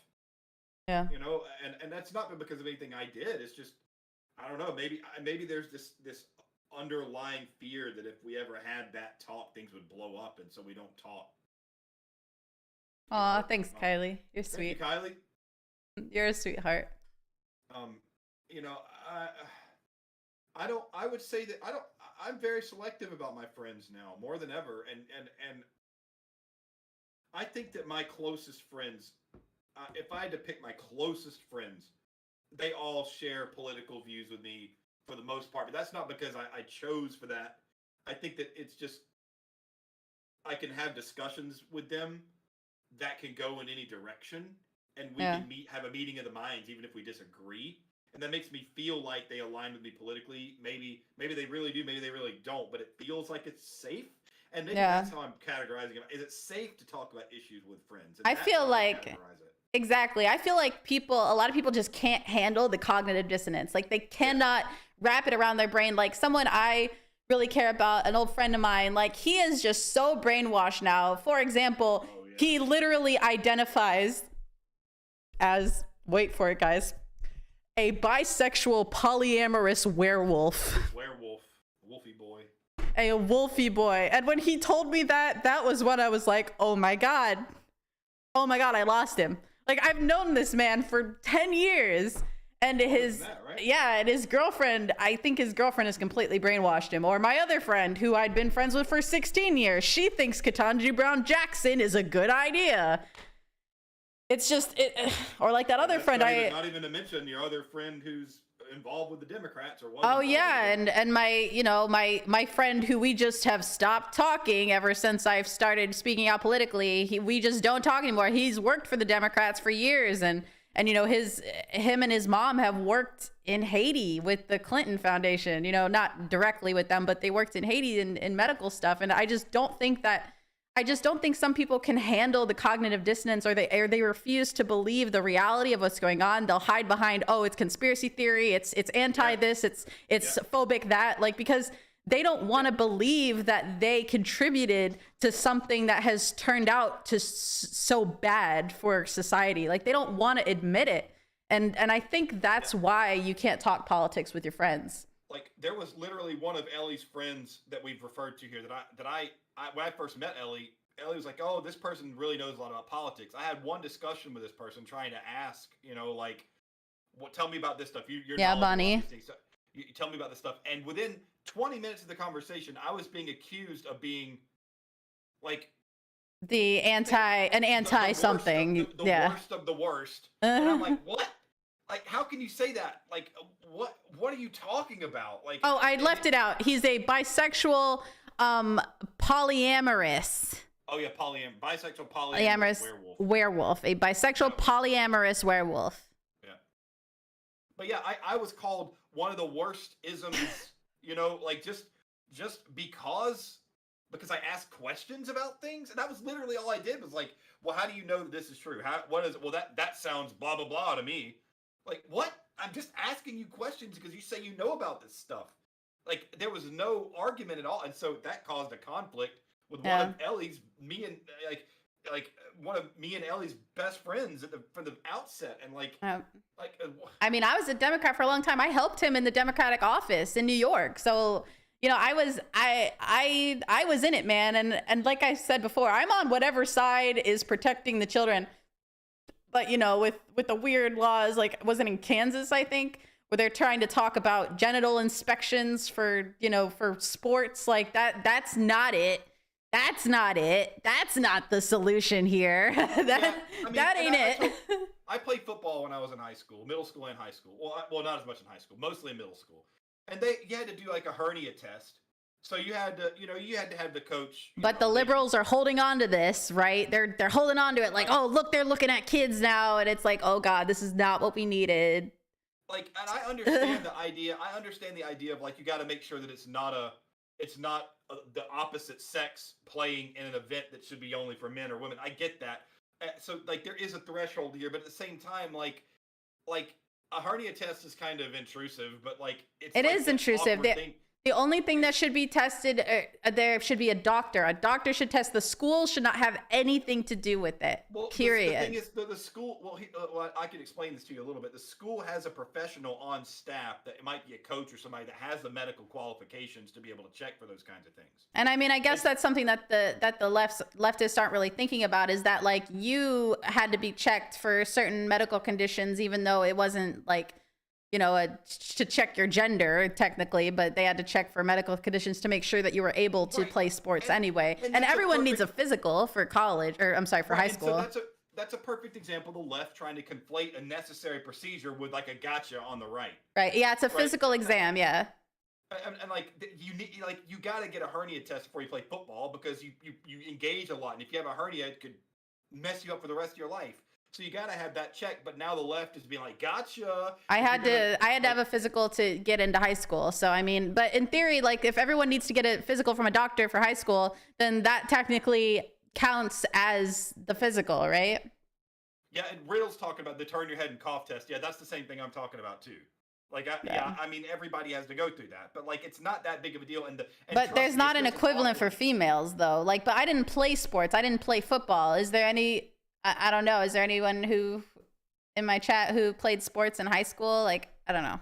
It's complicated. It's a complicated issue, but of course I am on the side of do not look at a child's parts, like period. Like just don't do that. Don't do that. Yeah, they didn't look.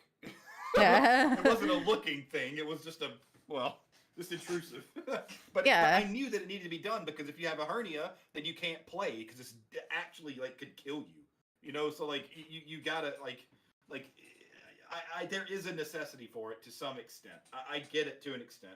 And it should be done by their private doctor and then given that information to the school. It shouldn't be done by a coach, by a football coach. Like I don't agree with that happened to you personally. Even if he's a medical professional? According to who? Well, that's what I'm trying to say. There's a member of the coaching staff for the football team who has medical credentials to be able to do that. Like actual credentials, the actual paperwork that certifies them to be like it's kind of like some people are certified to give CPR, or some people are like it's actual certification, medical certification they have to go through to be able to do that. Yeah, schools do physicals in America. Do they not do physicals in Britain to go into high school? We're almost done here. From them, that, if anything, says very concerning things about our country, especially because, you know, that this level of political polarization that we're seeing now hasn't been matched in American history since the antebellum era of the Civil War. All right, so this was a good video, I think. We're still under 2 hours if you guys want to stick around and watch the second video I was thinking about. It's the trans versus detrans debate. How long is it? How long is it video? I think it's about 45 minutes. So we'd probably go over the 2 hours, but it's okay. I'm not really worried about being in the algorithm anymore. Yeah, go ahead. Yeah, take a break. Take a break. Right back. Oh, we derailed. Sorry.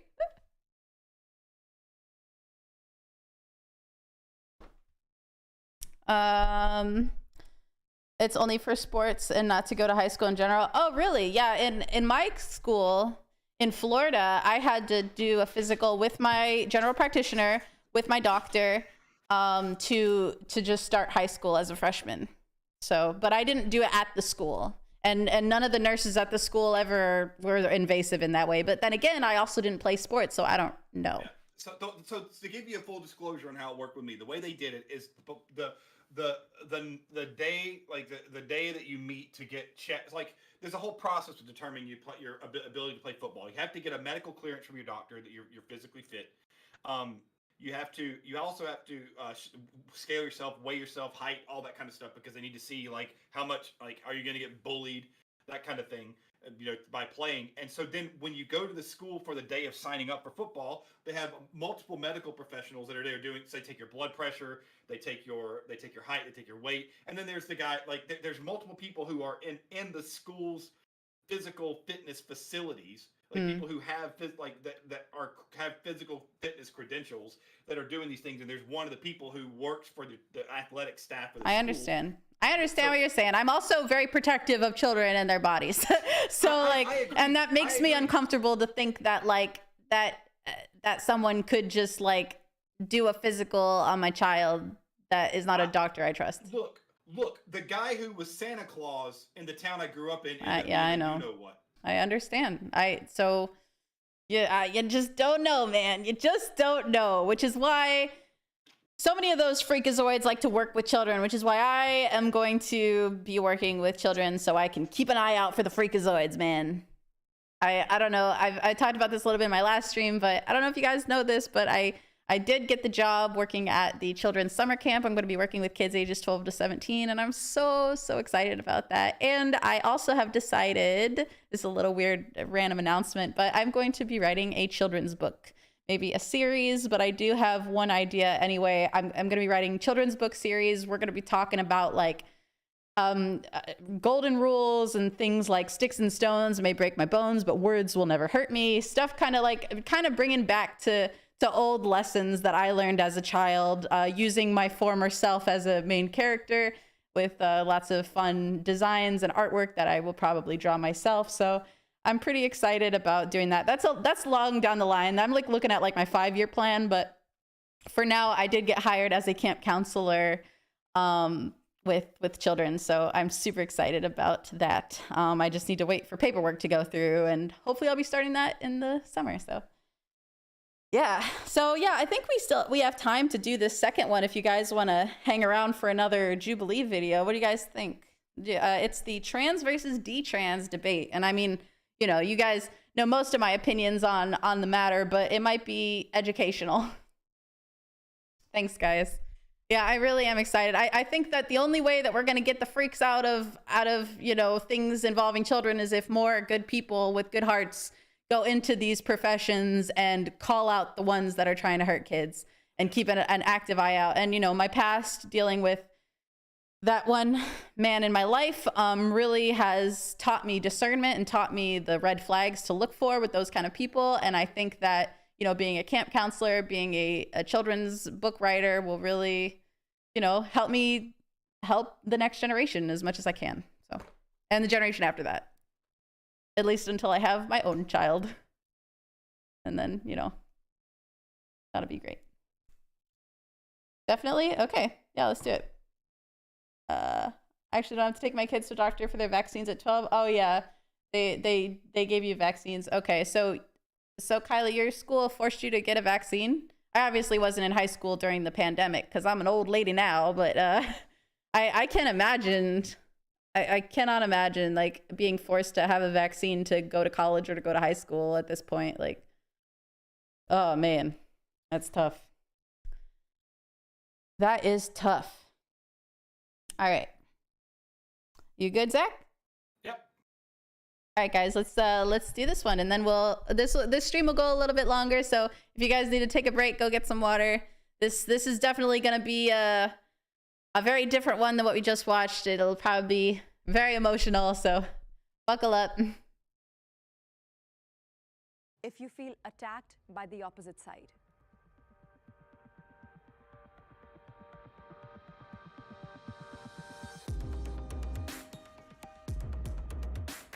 Yep, I actually know this person. They go by Shapeshifter, and their story is very sad.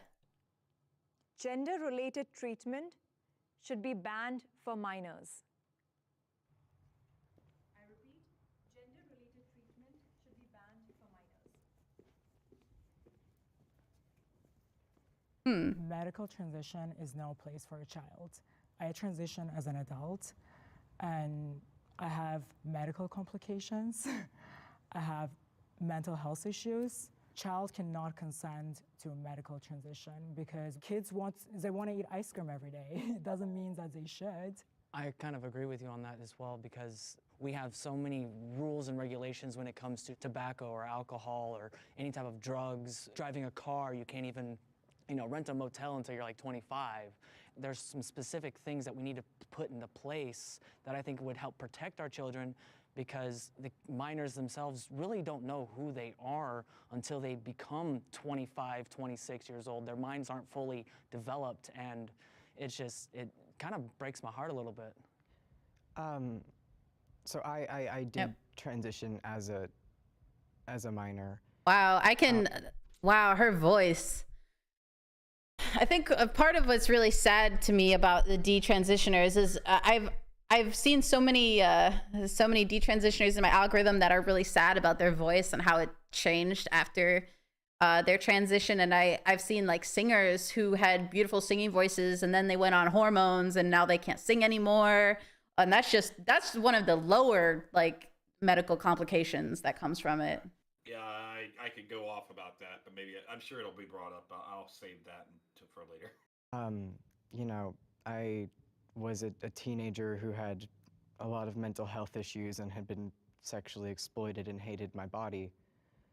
And it ended with me kind of finding spaces where that was twisted into, no, you're just a boy in the wrong body. And it ended with me having my first ever medical intervention being a double mastectomy at 16 before any hormones, before anything else. And because of transitioning at such a young age, in the past 6 months, I have watched my body fall apart and waste away in front of me. You know, I have constant joint pain. I've watched my muscle mass waste away. I've watched my vocal cords hurt. Wow, imagine being pushed into like a surgery first. Like, imagine that. Like, this is making me like bite the inside of my mouth, you know? It's that kind of thing that just makes like this is just people playing Frankenstein with children and minors. I can't. If you don't want to, you don't have to. I can finish this one on my own. It's okay. I have a lot of detransitioners actually in my algorithm. So I mean, I'm not numb to this. I wanted to talk about it because I'm very passionate about it. But I can listen to these stories and like say my piece on it. But children, like, it's this simple, right? Youth don't understand the world. Yeah. There was a point where I was your typical teenager too, and I was depressed and sad, and everybody hated me, and I was so miserable because I didn't know my place in the world, because I hadn't found my place in the world. Yeah. Because there was no way to find your place in the world when you're surrounded by an institution, a system that's programming you from childhood to be a certain way, to live a certain way. So no one really fits into that, and you don't give a chance to fit in anything until you're an adult, which is fine. But when you're pushed into believing that lack of feeling of fitting in is because there's a systemic flaw within your soul, within your spirit, within your heart. But then just with your body, it's not even in your soul. Like, that's the thing. They don't focus on the soul work. That's what she just said. She said that they told me that I was actually a boy in the wrong body. I see. Okay, I get what you're saying. I take that as the other way. I take that like they're not focusing on the soul work, right? No, they're trying to say that your soul or whatever will be healed once you are the truest version of yourself. Right, yeah. And that's where all dangerous. your pain comes from. Of course, yeah. It's terrible. Absolutely terrible. I don't know if I'll ever be able to carry a child. The evidence we have suggests that the best way to figure out if gender dysphoria persists into adulthood is to let them grow up. Because a lot of these kids will grow out of it, and many of them will just grow up and end up being gay or gender nonconforming. Yeah, I do believe that many of these people will grow up to be healthy gay adults, or some might even grow up to be healthy hetero adults. They need a chance first. Like, let the children be children first and foremost. When I was 16 and I was growing, I talked about this in my video of The Sims. I was very well endowed, and I was, we could talk about the hormones in the food, chemicals in the water, making the frogs gay, right? We could talk about that, but the fact of the matter is that physically I was larger than all the other girls, and I got made fun of. I was bullied. I was, sexualized at the age of 14, right? Because of my body. And if I had been on TikTok, who knows if I would have just like cut them off, right? I definitely feel like as a young girl, I would have been a target for this ideology. Disagree or step forward? How can you? Oh, I don't. Oh man. Yeah. How can we're going to be honest? Every major medical organization supports gender-affirming care for trans youth. They say it's safe and it's life-saving. And there are numerous studies that back that up. The study that funded by who? For puberty blockers is yeah, who is this funded by? And they always say that, right? They always say it's life-saving, but like the numbers are shifting to show that detransitioners or people that have transitioned that haven't even detransitioned are ending up unaliving, and it's terrible and sad. It's just destroying the children, and it's so sad. Why are we not just treating these things as either children not having grown up or mental illness that's not being properly treated? Because then it takes out all this rhetoric. Right, yeah. Just let them live their life. And when they are adults, then they can decide. And, I am all for, respecting people and how they want to live, but altering your body at such a young age is a big no from me. It's a big no. I mean, I was propagandized, my generation was propagandized to, take pills as well to mess with our hormones, as well to fix our problems in theory. So, I mean, what can I really say about that? I imagine there are going to be lots of people in my generation who have fertility issues. But obviously, this is an extreme. The Dutch protocol and the same scientists. I have 10 studies that I can bring to you right now. The same scientists that brought that up have since rolled it back and said it was never supposed to be a. See, look how calm Luca is, and look how on the attack this one is here. Because that's a man. It's male. Yeah. Utilizing their testosterone. We all know is money hungry and has gone off the rails. I do agree that there are definitely some doctors out there that may be taking advantage of trans people, and I'm sorry that you went through this. Truly, I really am sorry. Thoughts and prayers. But trans kids are valid, and it's not a decision that they're making. And that doesn't mean that trans kids aren't valid because we're trying to make them. What does valid even mean? Fair, but I'm not trans kids are valid. Of course, all children are valid, but that doesn't mean that they should be messing with their hormones and getting surgeries as minors. Of course they're valid. And of course, their opinions matter, and of course we want them to be safe. But keeping them safe is making sure that they take the time to figure out themselves and are adults before they do anything that will hurt their bodies forever. We can't even have this discussion until some definitions have been established. That's fair. Yeah. What does it mean to be valid? Because if we can't agree on a definition of valid, this discussion will not get anywhere because the law says that children are not valid. They exist and they should be cared for. That's but true. Children do not have a valid say in the political landscape or in the world at large. So how do we define what is and is not valid? How do you say that trans youth are valid when we can't even legally justify their own actions and decisions in a court of law? No.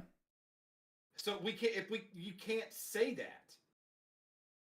Right. You can't say that. I want to speak to that real quick.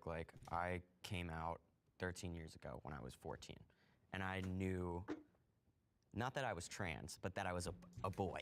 I had to go through a lengthy process of therapy and seeing an endocrinologist and go through different tests and exams to make sure that this was real to everyone else involved. Transitioning and being trans was just a process I went through to become who I always knew I was. It wasn't a decision that I made. It was a life or death. My response to that is if you know who you are, if you always knew who you were, then you can wait until you're an adult to do it. That's my opinion on this. If you yes, trans people exist and yes, and children are valid and they should be loved and cared for. But if you really are trans, then you will feel that way until you're an adult. Look at Marcus Dibb. Marcus Dibb did not transition, I'm pretty sure, until he was 19 or 20. So, and he's passes just fine. So proportionality. Yeah. Most of these people aren't valid. That's the thing. When you talk about statistics and you talk about the amount of trans people that actually have gender dysphoria according to medical statistics, most of these people are not valid. Unless there's been something that has caused a massive increase. Right, and that goes again to the definition of valid. When I say that trans youth are valid, I mean that their feelings are valid in the way that they should be listened to, but they shouldn't be affirmed. You know what I mean? I believe that there's a difference between listening and being opening your heart and being empathetic, but there's a difference between that and affirming blindly. It does, even so,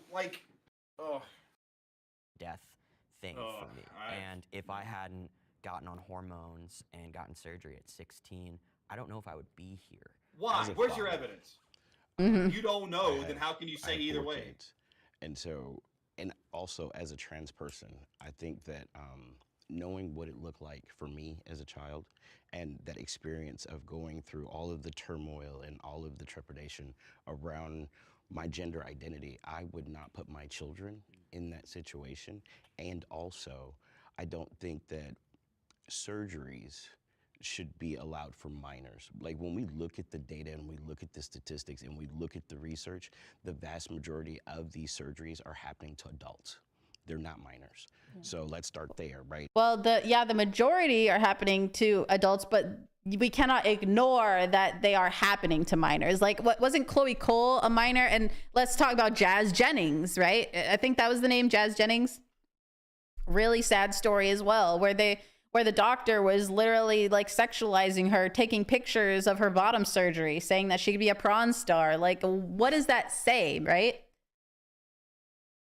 You can't hear Zach. Guys, can you hear him? Here, let me turn him up a little bit. And then further than that, if we look at puberty blockers are reversible. So when it comes to children, when we talk about puberty blockers, that gives them... I want to know the data on if puberty blockers are reversible. Like, I just do not have the data that shows that they are. I know for a fact that is a disingenuous argument because I'm a voice teacher. Yeah. And I've worked with and dealt with people who have taken puberty blockers and or hormones to alter their voices and have been unable to change the byproducts of that stuff. There may be elements of it that are somewhat reversible, but you can't just take estrogen to counteract the lack of it. You can't do that. Guys, can you hear him? I can hear him just fine. Okay, good.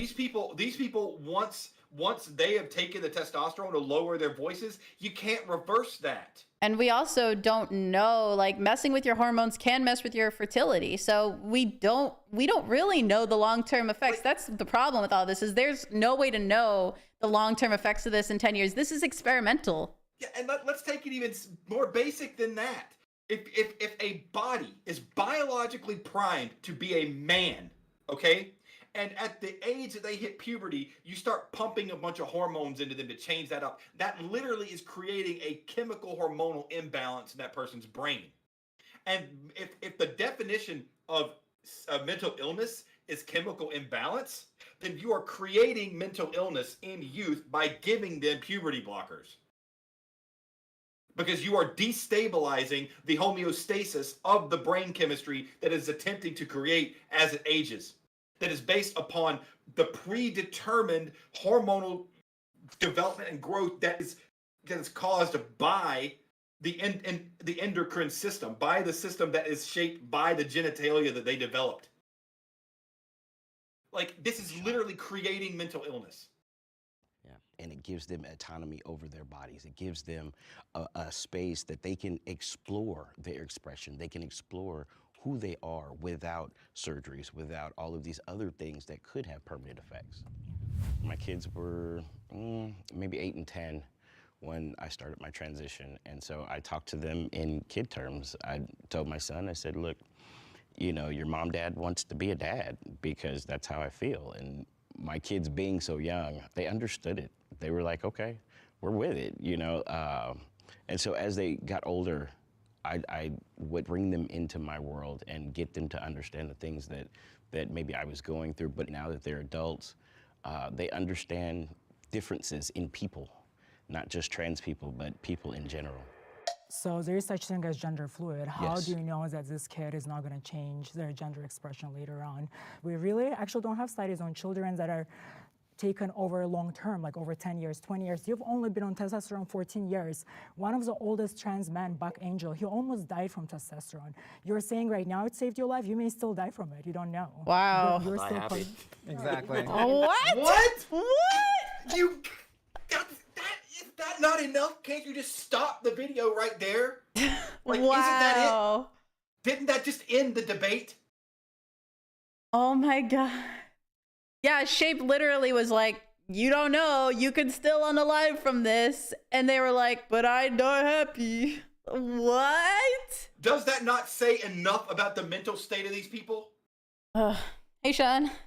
Oh man, that I am shocked to hear that for sure. Like, You'll die for ideology, and a lot of people have died for an ideology. It's not an ideology. But we have more people that are dying It's because an they're not idea that you were allowed born to in the wrong express body. themselves. Look at the suicide rate of transmasculine folks is at 55%. And one of the factors that could save them. 55% according to what? Like, where are these numbers coming from? look at just God, it's also disingenuous. Look at this the you know what yourself rates of mentally ill people in general. Right, yeah. And then extrapolate that over with trans, and it lines up with the same numbers as someone who just has a generalized mental illness. Yeah. Wow. Their lives is support, right? And so if we have folks that are committing suicide because they're not allowed to transition, how do we fix that? If you're telling me transition for children or minors is something that shouldn't be done. I am very sensitive to this subject, as I've been the person who has had to talk people off the ledge when it comes to suicidality. The discussion around how we talk about suicide is a very dangerous one in this community. I agree. You know, my parents were told. I agree 100%. Wow. I agree with this Luca person 100%. Yeah, that's what I'm saying. Like, how can you just like think about that rhetoric? If you don't get this, you're going to be more likely to do this to yourself. Right. And that puts that idea in somebody's head. Oh, well, what if I'm that messed up? What if I'm so messed up that I'm going to do this to myself if I don't get this treatment? Think about the internal pressure that puts on somebody. That's crazy. My God. This is sick. This is sick. A daughter or a living son. That's not an appropriate way to talk about that. And I understand that, but it is our transmasculine youth. I understand that are at the highest risk. I understand of that, suicide. and they deserve help. But we also need to have a responsible conversation that is not using suicide as a means to push them down a pipeline before they have that comprehensive care. Thank you, Luca. So, Aris, I know you've been wanting to say My something. God. I have a big problem. Oh, yeah, no, sorry, I'm not an interrupter. What I'm going to say is we insult children, I'm not an interrupter. Youth so much by taking away their autonomy and their own Okay, agency and their own P3DO. decisions and insulting that they know who they are. Okay, like, groomer. An adult knows who they are more than they do. No one knows who I am more than I do. Right. And it's always been that way. I've always known who I was. I've never felt like I was in the wrong body. I just had to adjust my body. And so I think taking away kids' agency and the right to their own body is, it's anti-human. That's what James Cantor says. Anti-human. Yeah, that's some grooming rhetoric for sure. Like, I'm not gonna go on the ledge and say, like, you know, this person is a P3DO. That's very, like, that is an extreme accusation. However, that is groomer rhetoric for sure. The groomers will use that rhetoric in order to take advantage of kids. If they'll call me a bigot for having one opinion, I'll call them a P3DO for having an opinion. It's fair game. Well, this one didn't call you a bigot, so I'm just saying. I agree with you. It's groomer rhetoric. I agree with you on that. It's okay. This is very emotionally charged. I don't. It's bad. I don't see the need to rush to make major change in your life that's not fully reversible if a mistake was made. Right, and that's what the detransitioners are trying to say. That, like, they're trying to argue here that they don't want the same mistake that happened to them to happen to anyone else, and the only way to avoid that is to let kids be kids in the body they were born with, and then just see what happens. Give them the chance to be healthy gay adults, or, you know, if they grow up to be cross-dressers, if they want to live their life as the opposite gender, but still, you know, keep their body intact and just, you know, be socially transitioned, then that's okay too. It's the medical intervention that we really need to, like, put an end to, for sure. Do you believe minors should be able to get tattoos or plastic surgery or consent to the list of other? I understand they are different things, but to what level do we? To what level do we give children bodily autonomy over everything they do? Because here's the thing: children need barriers in childhood development. You need barriers, and they need a safe way to push against those barriers. And I worry with the current medical system that instead of giving them a safe way to express themselves and push against barriers, we have taken some of those barriers away, and that is why you see more detransitioners, because those barriers have been lifted. Yeah, they're not just doling out surgeries for children. That's not happening. I had a anywhere. letter from a therapist in a single visit Yes, it at is. the gender clinic office And before that I was had abuse the first. from that therapist who did not psychoanalyze the rest of your not issues. right, and that shouldn't happen. Lots of people like to say that this stuff isn't happening. This stuff definitely is happening. A lot of leftists, even people that aren't that aren't trans people, even people that, you know, are, they're just kind of blinded. They're stuck in their own echo chambers on social media or whatever. They say, oh, kids aren't getting surgeries. All these gaslighting. Yeah, these right wingers, they don't, what are they talking about? They're all just conspiracy theorists. Like, I don't see any children getting transitions, but yes, they are. The thing is, and this goes back to like social media and where they get their information and people being misinformed, right? Because the people that are misinformed, that are going gung-ho about this kind of thing, are just misinformed, stupid people who don't really see the reality, which is why I think that a video like this is important to get out to people who might not even know that detransitioners are a thing. Like, that's how bad it is. That's how social media keeps you in an echo chamber. And, you know, obviously the people who are in support of it are going to keep you in that echo chamber too. They're not going to talk about the detrans people. The detrans people get a lot of hate on the internet. Right. And what's happening here is that she literally said, this is happening too soon for people. They said, no, it's not. No, it's not. She said, I'm an example. It happened after one checkup. And they invalidated her experience immediately. That's true. Immediately, because that's how this whole stupid ideology works. Yep. You can't be an exception, because if you're an exception, well, we disown you. You're not a part of us anymore. That's true. Yeah, you can be disowned by they eat themselves alive, right? They will eat their own in order to keep this ideology.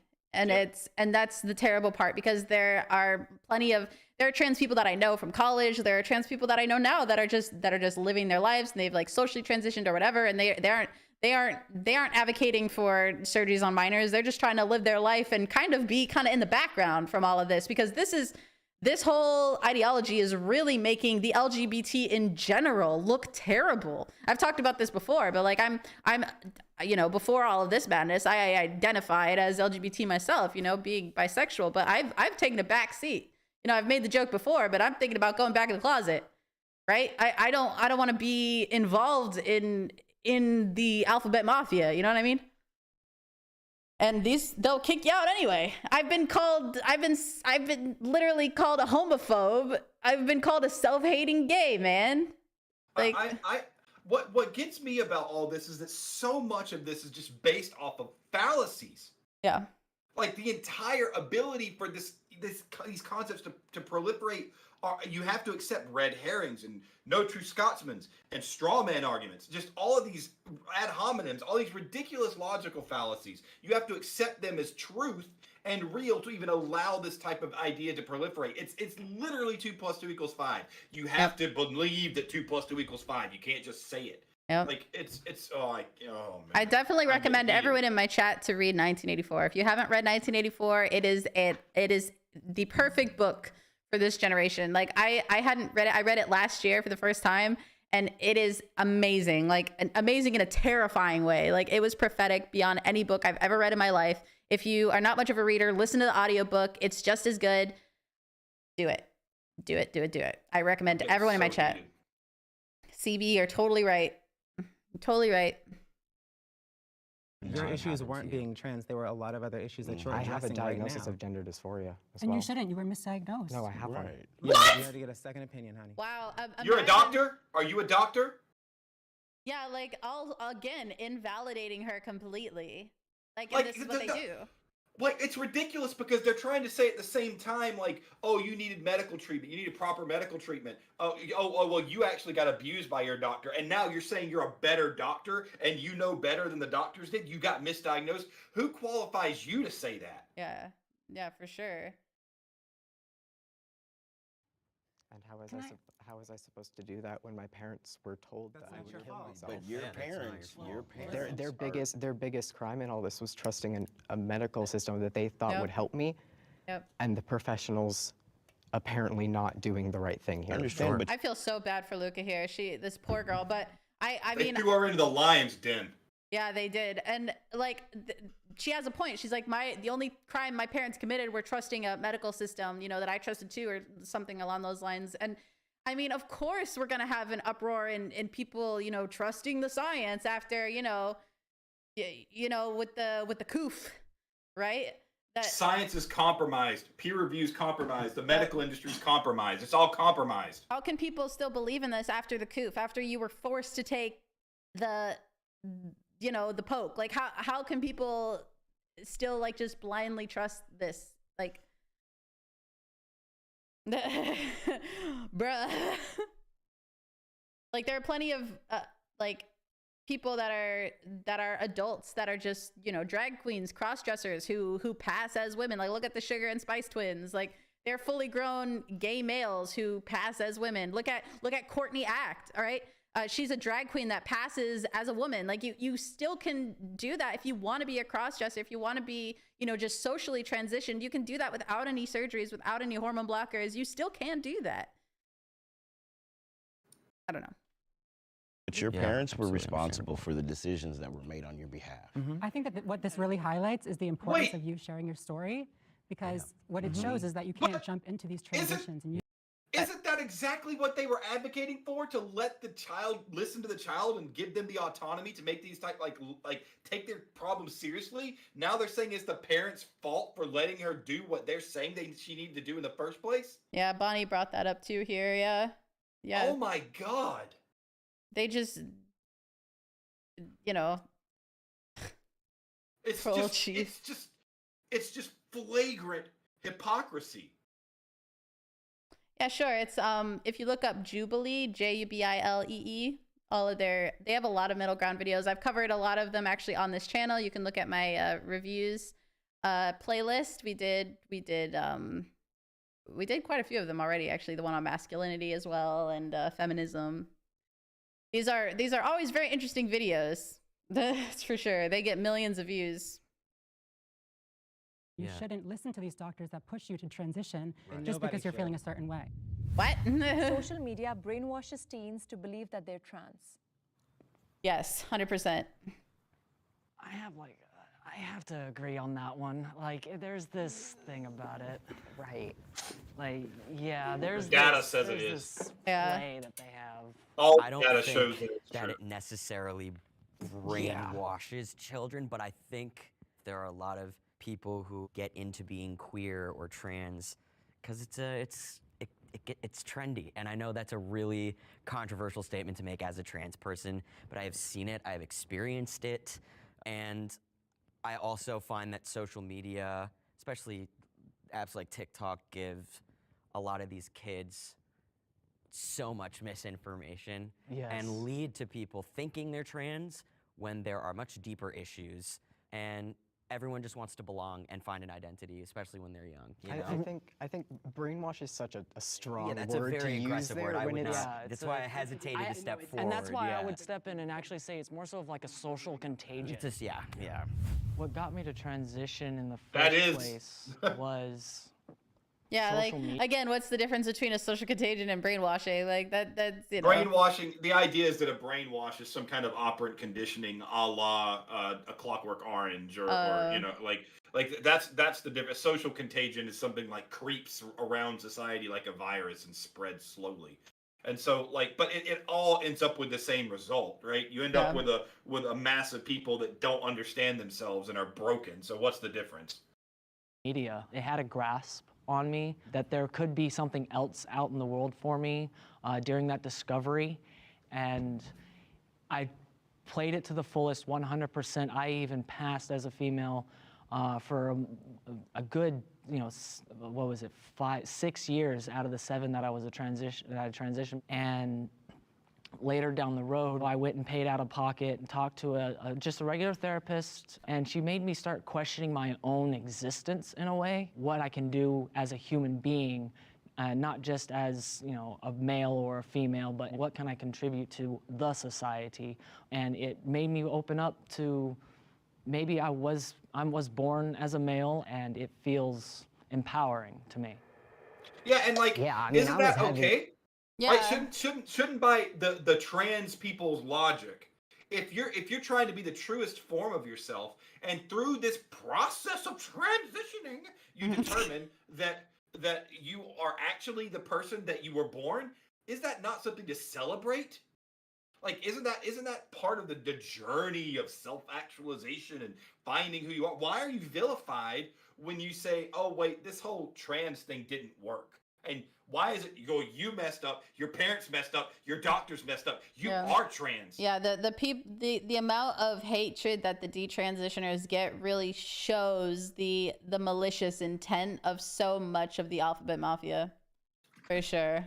On social media, like in my transition Tumblr, that was the place to be for sure. And everyone was talking about their transition from my experience, and everyone was talking about a lot of mental health issues, depression, and all of that. And it was kind of being trendy in that sense. Like when TikTok came out, like that was like a whole nother world. And the biggest thing that I found with that is like they weren't saying a lot of the negative things that were happening in their transition. There was always like a positive outlook on it, like I'm being who I need to be, like this is great. This is the ticket to your happiness. Yeah, and that's how it's sold. like so much on social media, like I made a documentary on my transition, and I really went into depth of like a lot of my depression that I dealt with on that, and I didn't find anyone talking about that.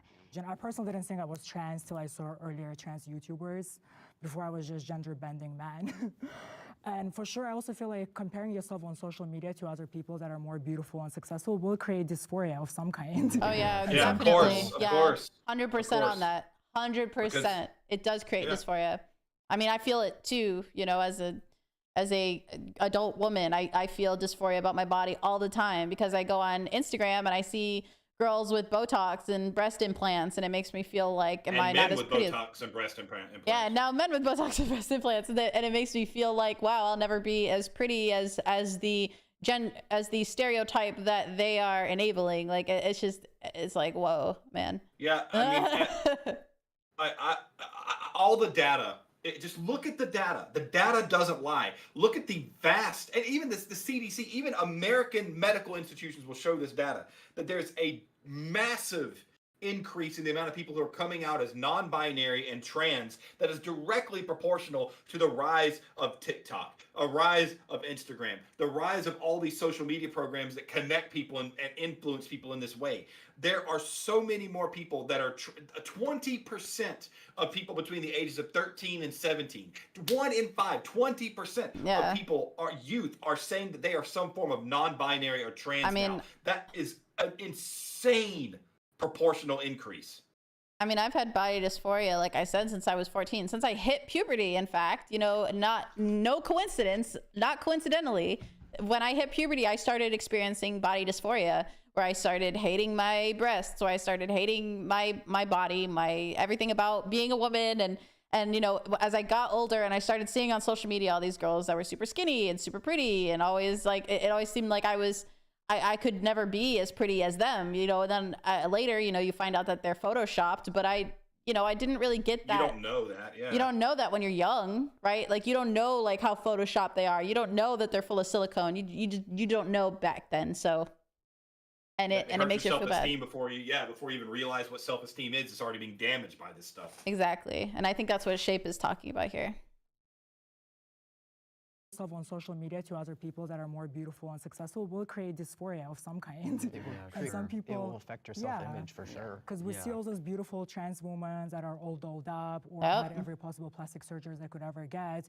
You're gonna feel dysphoria. You're gonna be like, I don't look like that. I mean, that's so I in general, though. You know what I mean? Whether you're cis or trans, everyone is social media has dealing such with yeah, that. Dylan Mulvaney in sports bras.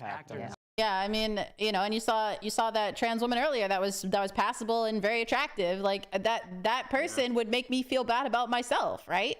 Yeah, I'll admit I got fooled earlier today. I saw a girl and I was like, wow, and then I found out that it was a prawn star. A prawn star dude. Yeah. Like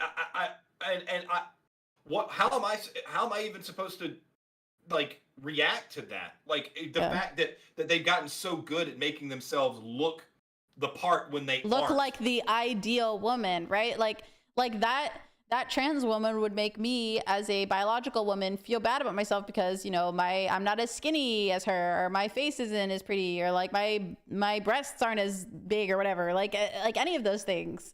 It's crazy, but it's all because it's you know. And at the same time, those people would be touted as just as much of a woman as you are. Think about that.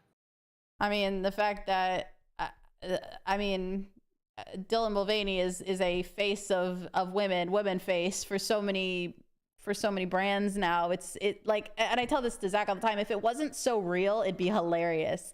Because if this wasn't such a social contagion, like 10 years ago, we'd all be laughing at Dylan Mulvaney. We'd be like, haha, look at this funny person. He thinks he's a woman, haha. Like, we'd all just laugh at him because we'd see it as an act, because it is an act. He's not a real trans person. He doesn't have gender dysphoria. He's putting on an act to get brand deals, and the brand deals are just eating it up. but 10 years ago isn't now.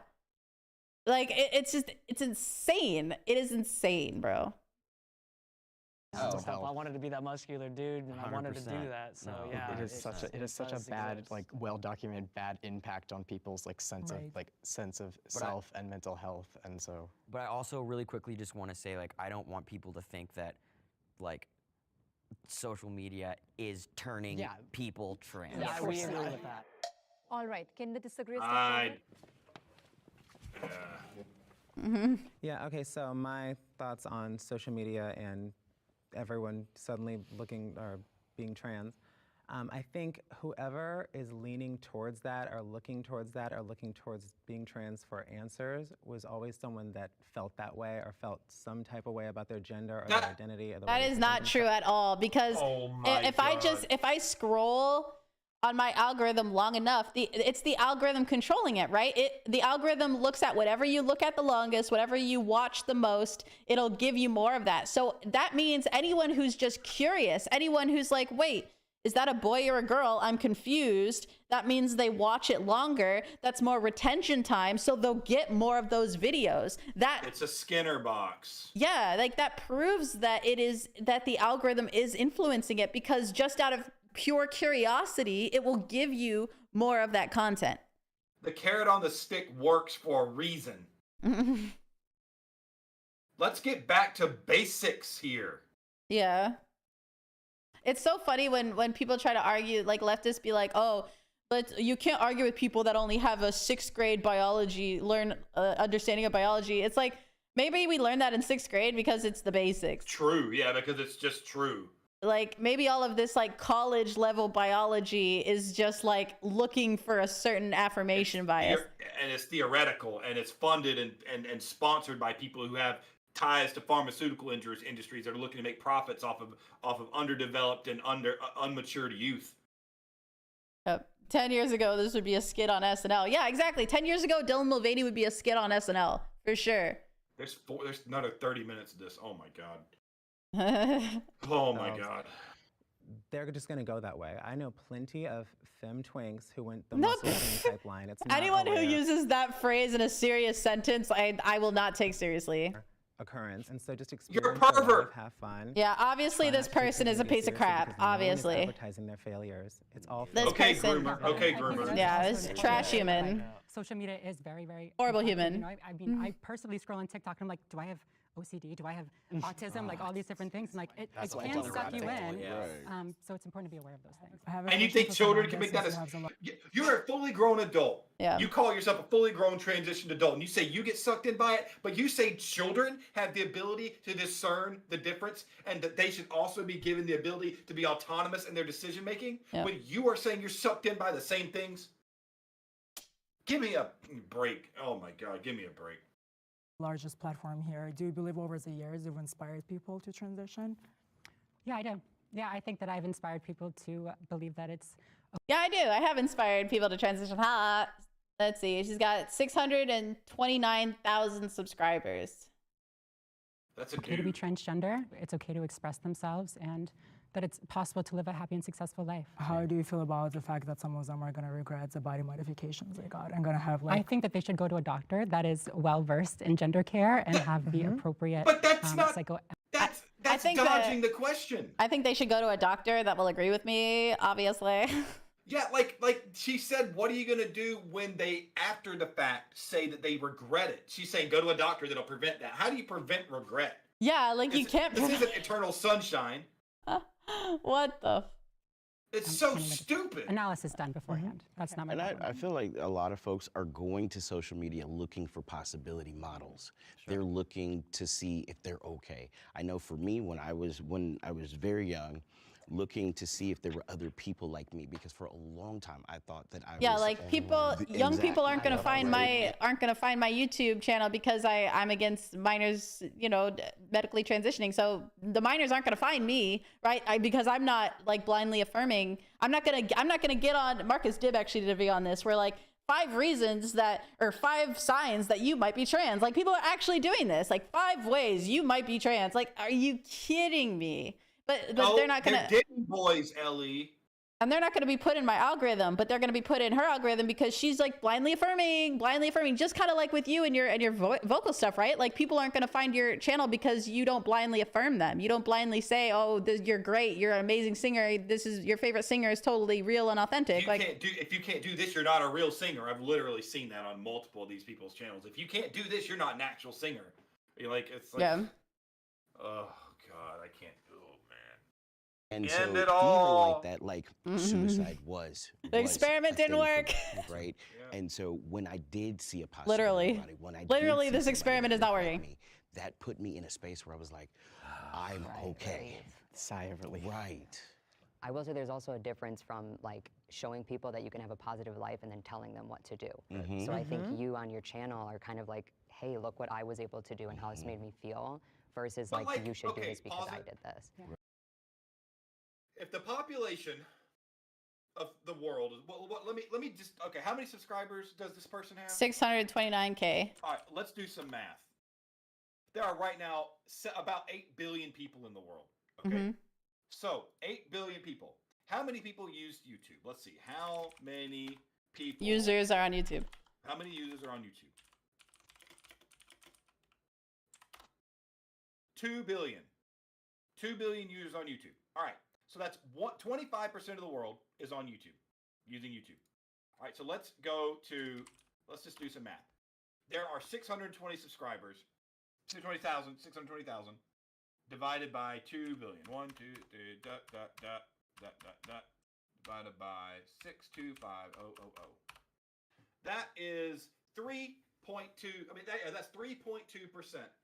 I'm sorry, 0.32% of people on YouTube are doing are watching this person's channel. I think that's right. Let me hang on. Maybe I did that math wrong. Let me double check. 625,000 divided by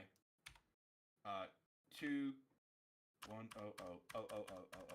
Yep, that's right. No, so actually, there are that is 0.03% of people watching that channel. Okay, And how many people are actually trans? 0.2%, right? Or 0.02? Yeah, it's somewhat proportional to the amount of trans people in the world. People who are diagnosed with gender dysphoria. But see, the thing is that here's the thing. When you look at the fact that 20% of youth are calling themselves trans, that suggests that there is some kind of disproportionate social influence that's causing it. Right. I mean, but it's not just social media. It's literally in schools now. Yeah, and that hits everybody. Yep. That hits everyone. And people that are going to be on YouTube are looking for that kind of content. So maybe this person is affirming to people who already believe that they're trans, that they are trans. Maybe. Yep, we're being fair here. We're giving the benefit of the doubt using the numbers, but obviously I think that the school system has a huge fault to play in the contagion of our youth at the moment. But I mean, that's 624,000 people. Yeah. That's such a small. I mean, I don't know. The influence is coming from somewhere. You don't go from 0.5. I think it's the school systems and social media. Maybe. Right. So And I'm think- also, I try my best to be very upfront Right, about the because issues we of can't help if transition. someone's Exactly. going to change their mind on something. Like that's inevitable. Yeah. We're humans. And I have to jump on one more thing with that. Like, if I'm watching her channel and it inspires me to transition, I have been watching white straight men be president for years. And I do not want to be president my once, so I God. Barack Obama. What about Barack Obama? That's a white straight man? I didn't know. Are you assuming his race? I know, right? I thought Obama was. I didn't know Obama was a straight white man. I guess I should listen to you about everything when it comes to how you people identify, because you seem to be able to know the distinction between people very well. Unbelievable. Unbelievable. I hate when they try to blame white straight men for problems. No. Just no. I think, hot take here, I think also a lot of people could be transitioning because they are taught to hate themselves as a white man. They could just grow up to be gay white men, but being especially a straight white man, but any white man in general is so hated by the population now that it almost like makes them want to be a woman instead. because being a white man in society is crap. I mean, you know, I have no data to back that up, but it makes sense in my head. Identify with that. We're going to talk about brainwashing. Let's talk about where we see things every single day happening a certain way versus someone just living their life authentically. People with gender dysphoria need therapy, not surgery. Yep. 100%. Yeah, I'm gonna have to agree with that one. I've been convinced. We all agree. Wow, something they all agree on. Yeah. I think I'll be right everyone back. with gender dysphoria needs to go through a therapeutic process and mental health care before they make that choice for themselves. Exactly. I Make sure to like personally this video, confuse a lot guys. of my gender dysphoria for body dysmorphia because no matter how much I feminize my body, till today I still don't feel comfortable in my own body. And now, like looking among like members of trans community, I see that people keep on getting more and more surgeries. The surgeries are no longer affirming. You can just tell that this person is like struggling with body images. I was able to get on estrogen pretty quickly when I was 22, and my mental health declined afterwards, and I attributed it to being still in the wrong body and needing. Okay, so this person transitioned when they were an adult and they were 22. And yeah, I follow Shape's channel. And I watch like her mental state, his mental state go in different directions all the time, always talking about like how they were lied to by the system and all of that. So I'm the cause of everything and everything. Yep, definitely. More body modification, I end up getting sex reassignment surgery. I do believe that transition was sold to me as a hardware fix for my mental issues that were not addressed. I still struggle with internalized homophobia that pushed me into transition in the first place. I struggle with borderline personality disorder, body dysmorphia. I'm on a spectrum, and I'm ADHD, and I have all those issues that were not helped, and I was still struggling with them after transition, and I still do. Overall, after a few years, I came to a conclusion that I was not in the wrong body, that I'm a gender non-conforming man, and I am a feminine man. That's what I am. I don't know if you guys have heard, but I've had a lot of binary trans people say that it's not a mental health issue. Like, if you're trans. What's a binary trans person? I'm just confused about the verbiage on that one. I don't know. I give up trying to understand this. None of it makes sense. I know I don't agree with that. Like, I think there's a disconnect between the mind and the body. I guess I'm asking that. Like, it's like, do you think that it's a mental health disorder? And I don't think being transgender is a mental health disorder. Right. I think, you know, gender incongruence is what they're referring to it as now. It's the gender incongruence. What? It has been moved out of the mental behavioral disorders chapter into the new conditions related to health chapter. Trans-related and gender diverse identities are not conditions of mental illness, health, and that classifying them as such can cause an enormous stigma. By the World Health Organization, the same group that told us that, you know, Get the poke. Coof came from pangolin.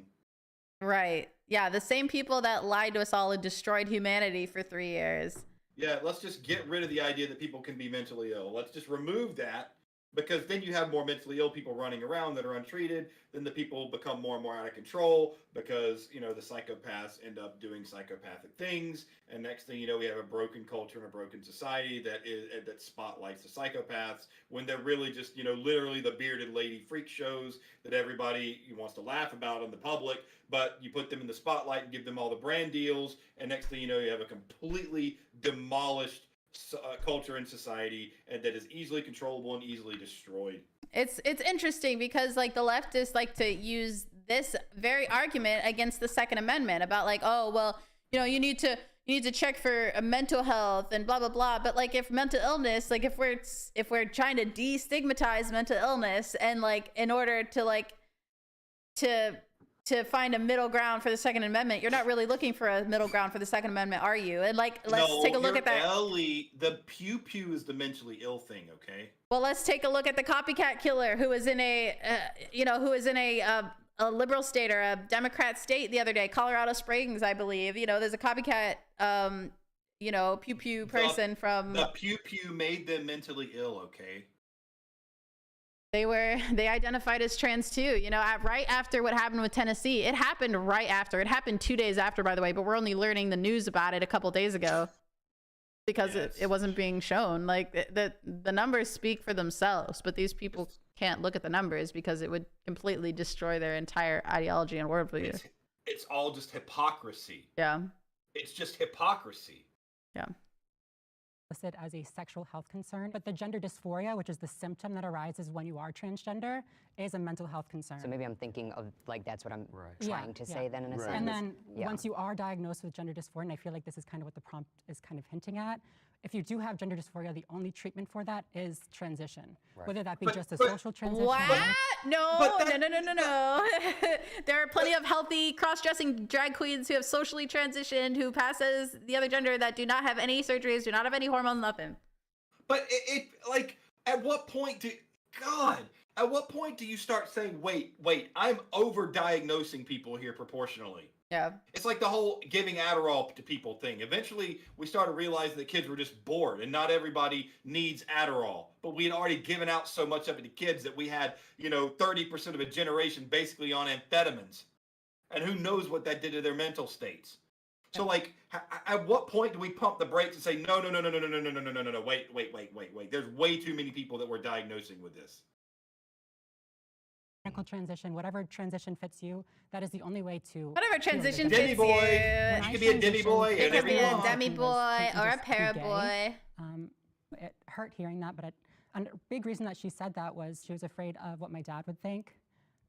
He's always been very, very conservative, very traditional, you could say. Blame conservatives. He made comments about trans people, always about blame gay people growing conservatives. up, so I always knew that he wasn't necessarily accepting.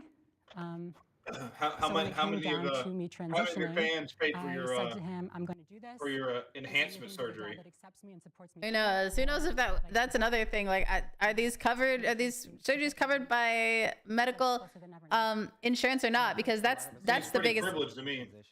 Yeah, that always seems to be the argument, right? Like, is it a mental illness? Is it a disorder? Is it not? Because like then it goes to like, is it covered by insurance or isn't it? Right? That's like the discerning factor here. Yeah, we're talking about a content creator with 600,000 subscribers that could probably just put a scantily clad photo up and you have 50 million people paying for whatever surgeries this person wanted to. So you can't even compare that. Understanding that we're not mentally ill because we're trans, right? And Marcus Dibb will tell you every single time, like he's like, I have a mental disorder called gender dysphoria. Like he will straight up say it, and he'll be like, no matter what, like I have always a female body. Like the people that deny that it is a disorder are lying to themselves, just like the ones that ignore the gender binary. If the gender binary didn't exist, then you wouldn't transition in the first place. And I think that there should be a psychiatrist or someone within behavioral health to be able to say, okay, you're in the right frame of mind to make this decision. But I want to just make it very clear that trans people are not dealing with mental health because they're trans. Absolutely. They're dealing with trans because they're mentally ill. Right. So if it's 0.2%, right, then what is the percentage of people that are like out of 100, how many of those people are trans? 1/5 of one person. So how many people do you need to? 500. What that means is it takes 500 people to have one guaranteed. One person with like actual. Yes, statistically, 1 out of 500 people. But yet 20% of youth are identifying. Yeah, it's gone up from 1 out of 500 to 1 out of 5. That's a 100-fold increase. Agree. I feel like transgender is definitely, and elderly trans people afford for it to be classified as mental illness, so it's covered by insurance. Otherwise, why are you getting the surgeries to? Because if it's not a medical condition. The dysphoria is a medical condition. It is, but it's in your head. I would say that you have some kind of mental disorder if you're trying to mimic a stereotype of opposite sex. Right, but it's not a mimic. It's the treatment aligning. for this mental illness is to transition. I'm sorry. I'm pausing. Because I got that wrong. It's not 1 in 500. 0.5% is 1 in 2,000. Wow. So it's gone from 1 in 2,000 to 1 in 20. 1 in 5. It's gone from 1 in 2,000 to 1 in 5. In what, 5 years? Yeah, since basically since 2015. So in about 8 years, it's gone from 1 in 2,000 to 1 in 5 youth. But then again, back then kids weren't identifying back then. It was mostly adults back then, right? Which as it should be. But since it got into the school system, since social media has really influenced all the younger generation, now it's 1 in 5 are saying they're alphabet mafia. Where has there ever been anything in history that has gone from affecting 1 in 2,000 people to 1 in 5 people over the course of 8 years? Find anything else in world history that has done that.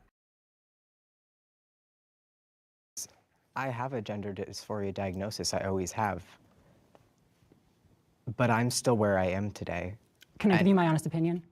I think that you were probably misdiagnosed. I don't think I was. Just keep rubbing that in her face. In your body? I certainly do now. Yeah, me too. Okay. Because of the you change that you made. want to talk about now, but Oh, at so the you time, still feel dysphoric, so you actually at are the just time, still I trans. genuinely believed I did. I thought it would save me. And then Yeah. looking back, I realized that my dysphoria stemmed from some severe trauma that was not A man handled. is telling you And that's you why have I think that dysphoria. mental health step is so important. Yeah, Because I've heard this from several other, mostly female detransitioners who we had some form of pretty bad trauma that spawned gender dysphoria symptoms. Yeah. And we can disagree about misdiagnosis or something later, but it felt real at the time for me. Yeah, no, I'm sure it did. I didn't mean that. And In a, no, in a I know. malicious way. And it's one of those things where that's where the mental health treatment really needs to come in and get to the root of that issue, because oftentimes, specifically with the detransitioners I've talked to, that was ignored. I came out to my Yeah. Biology. We need to find the chemical difference that pops up in people that are calling themselves transgender. That is the source of the problem. We need to find the biological reason that this is happening.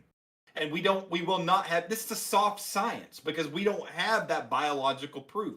So everything that they're diagnosing is based on a soft science. And because of that, there will never be an objectively correct solution to this. Because it's not a hard science. We don't have biology proving any of this to be real. parents in a mental health facility after telling the therapist that I thought I was transgender. And she told me we had to tell your parents so that way you can get the help you need.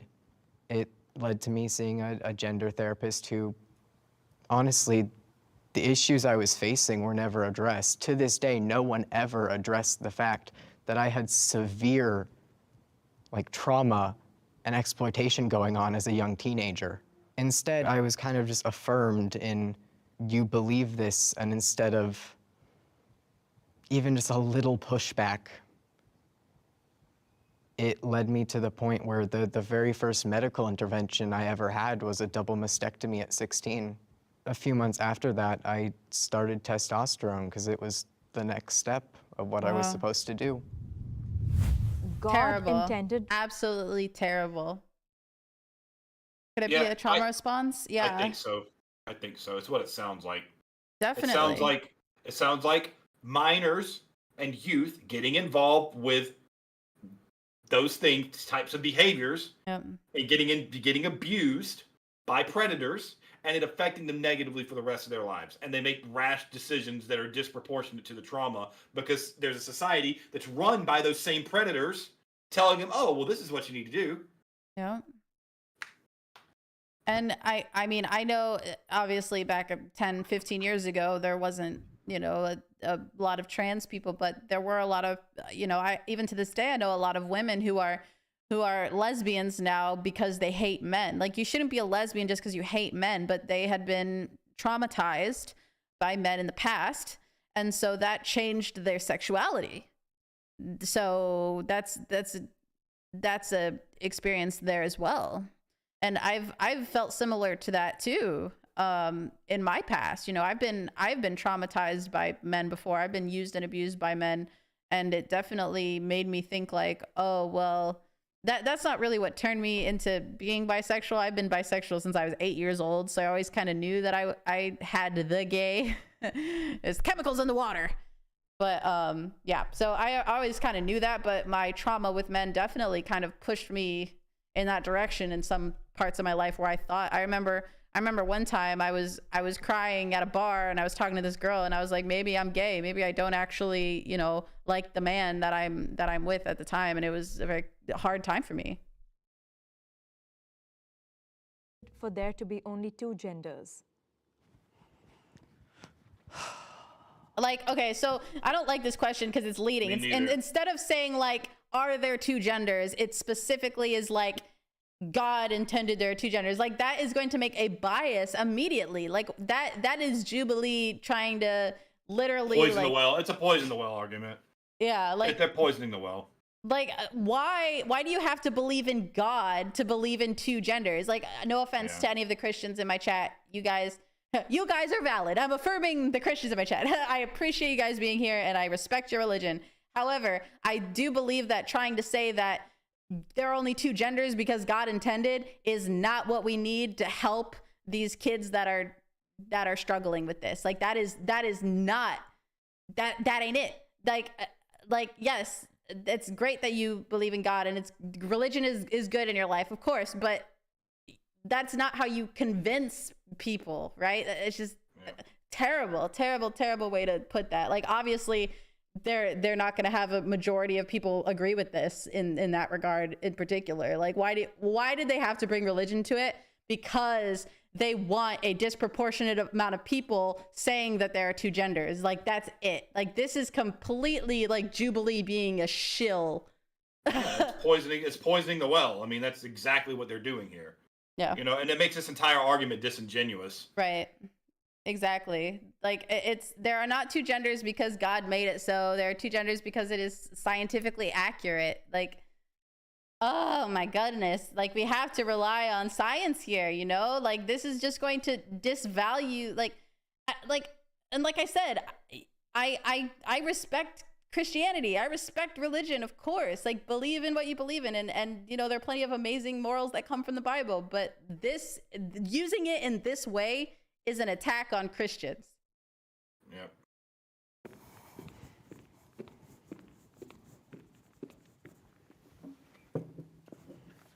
Okay, you go first. Okay, so as a Christian, I truly believe that God created male and female, and He created that throughout life, throughout the nature, throughout the wildlife, throughout Earth itself. And then the arguments come up into the ocean sides of, well, there's these asexual creatures and stuff like that. Well, they were designed that way for a reason, and we humans were not designed to. We were designed to procreate and be able to bring life back to the earth because we live and we die, we live and we die. It's a rotation of a process of life in itself.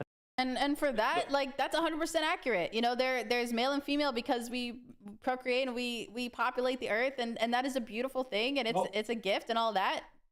Specifically in the Bible, God says to humans, "Fill the earth and subdue it." Like that's straight quote from the Bible, where God tells people to fill the earth and subdue it. Man and woman He created them, fill the earth and subdue it. That's a little bit out of order, but the point is that the Bible makes no qualms about saying that God created man to be male and female so that they could fill the earth. Yeah, that's it. That's the answer. If it comes to the Christian argument, that's the answer. Right, and I mean, it goes along with biology, you know, and so, you know, all power to him. But obviously this kind of group of people are not going to be Christians as a whole, right? Like it's just well, like why did they have to word it like that? They could have done two different questions. They could have been like, are you religious? Are you a Christian? Versus, do you believe there are only two genders? Like those can be two separate, mutually exclusive. Yeah, they're mutually exclusive statements. Like, do you believe in God? Do you believe in two genders? Like, they can be mutually exclusive. Just, it's like, this question in particular is just so, like, it's obviously just, like, trying to make conflict. It's just, bleh. Yeah. Bleh. And it's its own journey. So I truly do believe that there is male and there is female. But I can respect people's choices. However, that's where I stand on it. Well, I'm not Christian, but I do believe there's only two biological sexes, and somehow that's how it's been designed, whether it's by higher power or by evolution. I do believe gender expression has been on a spectrum for centuries. We do have references to people who've been cross-dressing. We have references to eunuchs. And as somebody who went through transition and detransition, when I started taking testosterone, it's almost like reminded me of my original blueprint. And I feel like I went against my original blueprint and I did a lot of damage to it. And I just cannot go back to who I was, because without my testicles, I'm just too far gone in my transition. So that's where I'm at. That's where we're at. Step forward. Yeah, you know, we have historically spent more time focusing on and celebrating several genders. There are several different cultures throughout the world that celebrate. Please do not bring up Two-Spirit. Please do not try to make that, because I will tear you down so fast, buddy. Their validity do not say it. is just wrong. How much you want to bet? Intersex people as there are. How much you want to bet they're going to talk about Two-Spirit? Okay, they're trying to say there are many intersex people as there are redheads on the planet. But no, see, they're using intersex people as a monolith. Yeah, and 1 in 50 people are not intersex. Yep. They're trying to say 1.7 of the population is intersex. That's 1 in 50. That's 1 in 50 people. They're using intersex as a monolith to justify their own mental illnesses. An actual medical condition that's like a anomaly that. Yeah, you cannot do that, because intersex is a hard science. You can determine scientifically someone. Yeah, well, even if it weren't an outlier, even if 50% of people were intersex, you could still tangibly prove that at birth biologically. This gender crap is soft science. It's based off of indirect, unscientific things. And it's created by a child abuser too. By the way, it's based off of collections of anecdotes with no hard biology behind it. Intersex is biological. Yep. Are redheaded people on the planet. I can name 12 people at the top of my head who are born intersex. So to pretend like yes, because you're in an echo chamber. Yeah, congratulations. Like, you looked for them and you found them. Like, congratulations. Like, do you want a medal for that? Like, well, it's not even the looking for and finding thing. It's the fact that if you are in this marginalized group, if the marginalized group is a smaller group, then that will be a more concentrated group.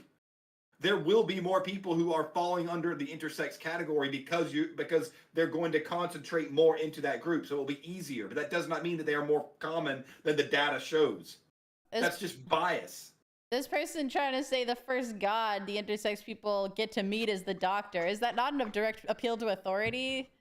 Well, I think the argument there is that if God creates man and woman, then the doctor creates what the intersex person ends up being. Oh. I mean, the parents get to choose that, right? I don't know how that works, to be honest. I don't want to misspeak. People get to meet is the doctor. Does anyone know that in the it's chat? Up to their discretion of just what you're going to be when they mutilate their body to be a man or a woman, and that is not fair. Yeah. Right. Right, and I think also gender and male and female is not the same thing. Biological sex are different things. Yeah, we're talking about gender, which is like gender identity, the social aspects to being a man or a woman. But male and female dictate sex, so like body parts. I disagree with having sex and gender being two different things. Okay, I believe them to be one. So it's not a fact. It's not a fact. Like, what? If it's a series of ideologies and thoughts and like expressions, then it can't be a fact. An expression is not a fact. An expression is a form of is the way to show an opinion or a thought. It's not a fact. I believe that they're the same. They're one and the same. They're not different, but we have evolutionary problems within the humanity, because I also see that there are intersex animals that do exist, and that's how they're born. But I also do believe that the initial design was for man and woman, and then somewhere along the way, viruses, mutations, diseases, plagues, all that type of stuff that we have in the world does play a part back onto the world itself. But I believe the initial intent was for God to create Adam and Eve, not Adam and Steve. I'm just going to say it. That's homophobic. I know it sounds homophobic, and I understand it is homophobic. That's okay. Homophobia made me transition, and that's what you're perpetuating right now. I grew up in a very not homophobic family, and since I was a kid, I was always brainwashed that gays. if gay people made up the predominant amount of society, the human race would not exist anymore.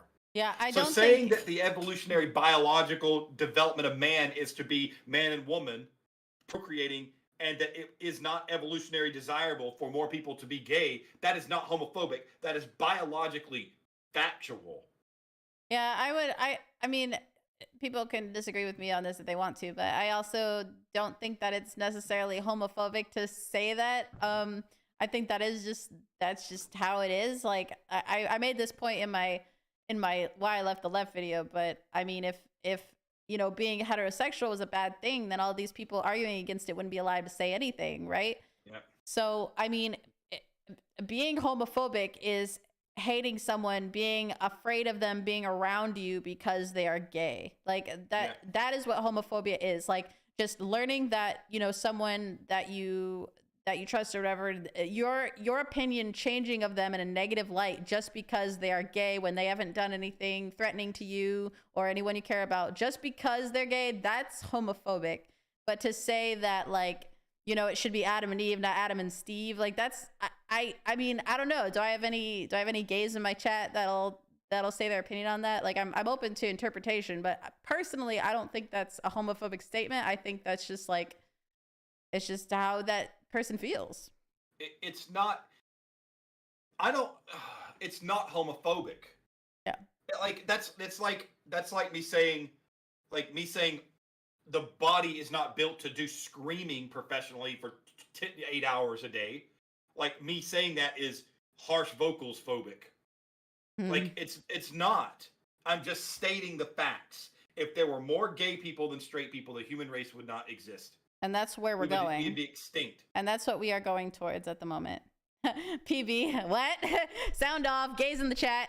Sound off. Okay, the question is, PB, is it homophobic to say that the reason why that there's men and women is to populate the earth? You know, the guy specific here. I'll go back a little bit so you can hear what he said. So it's actually the most replayed bit of it. So do believe that the initial design was for man and woman, and then somewhere along the way, viruses, mutations, diseases, plagues, all that type of stuff that we have in the world does play a part back onto the world itself. But I believe the initial intent was for God to create Adam and Eve, not Adam and Steve. I'm just gonna say.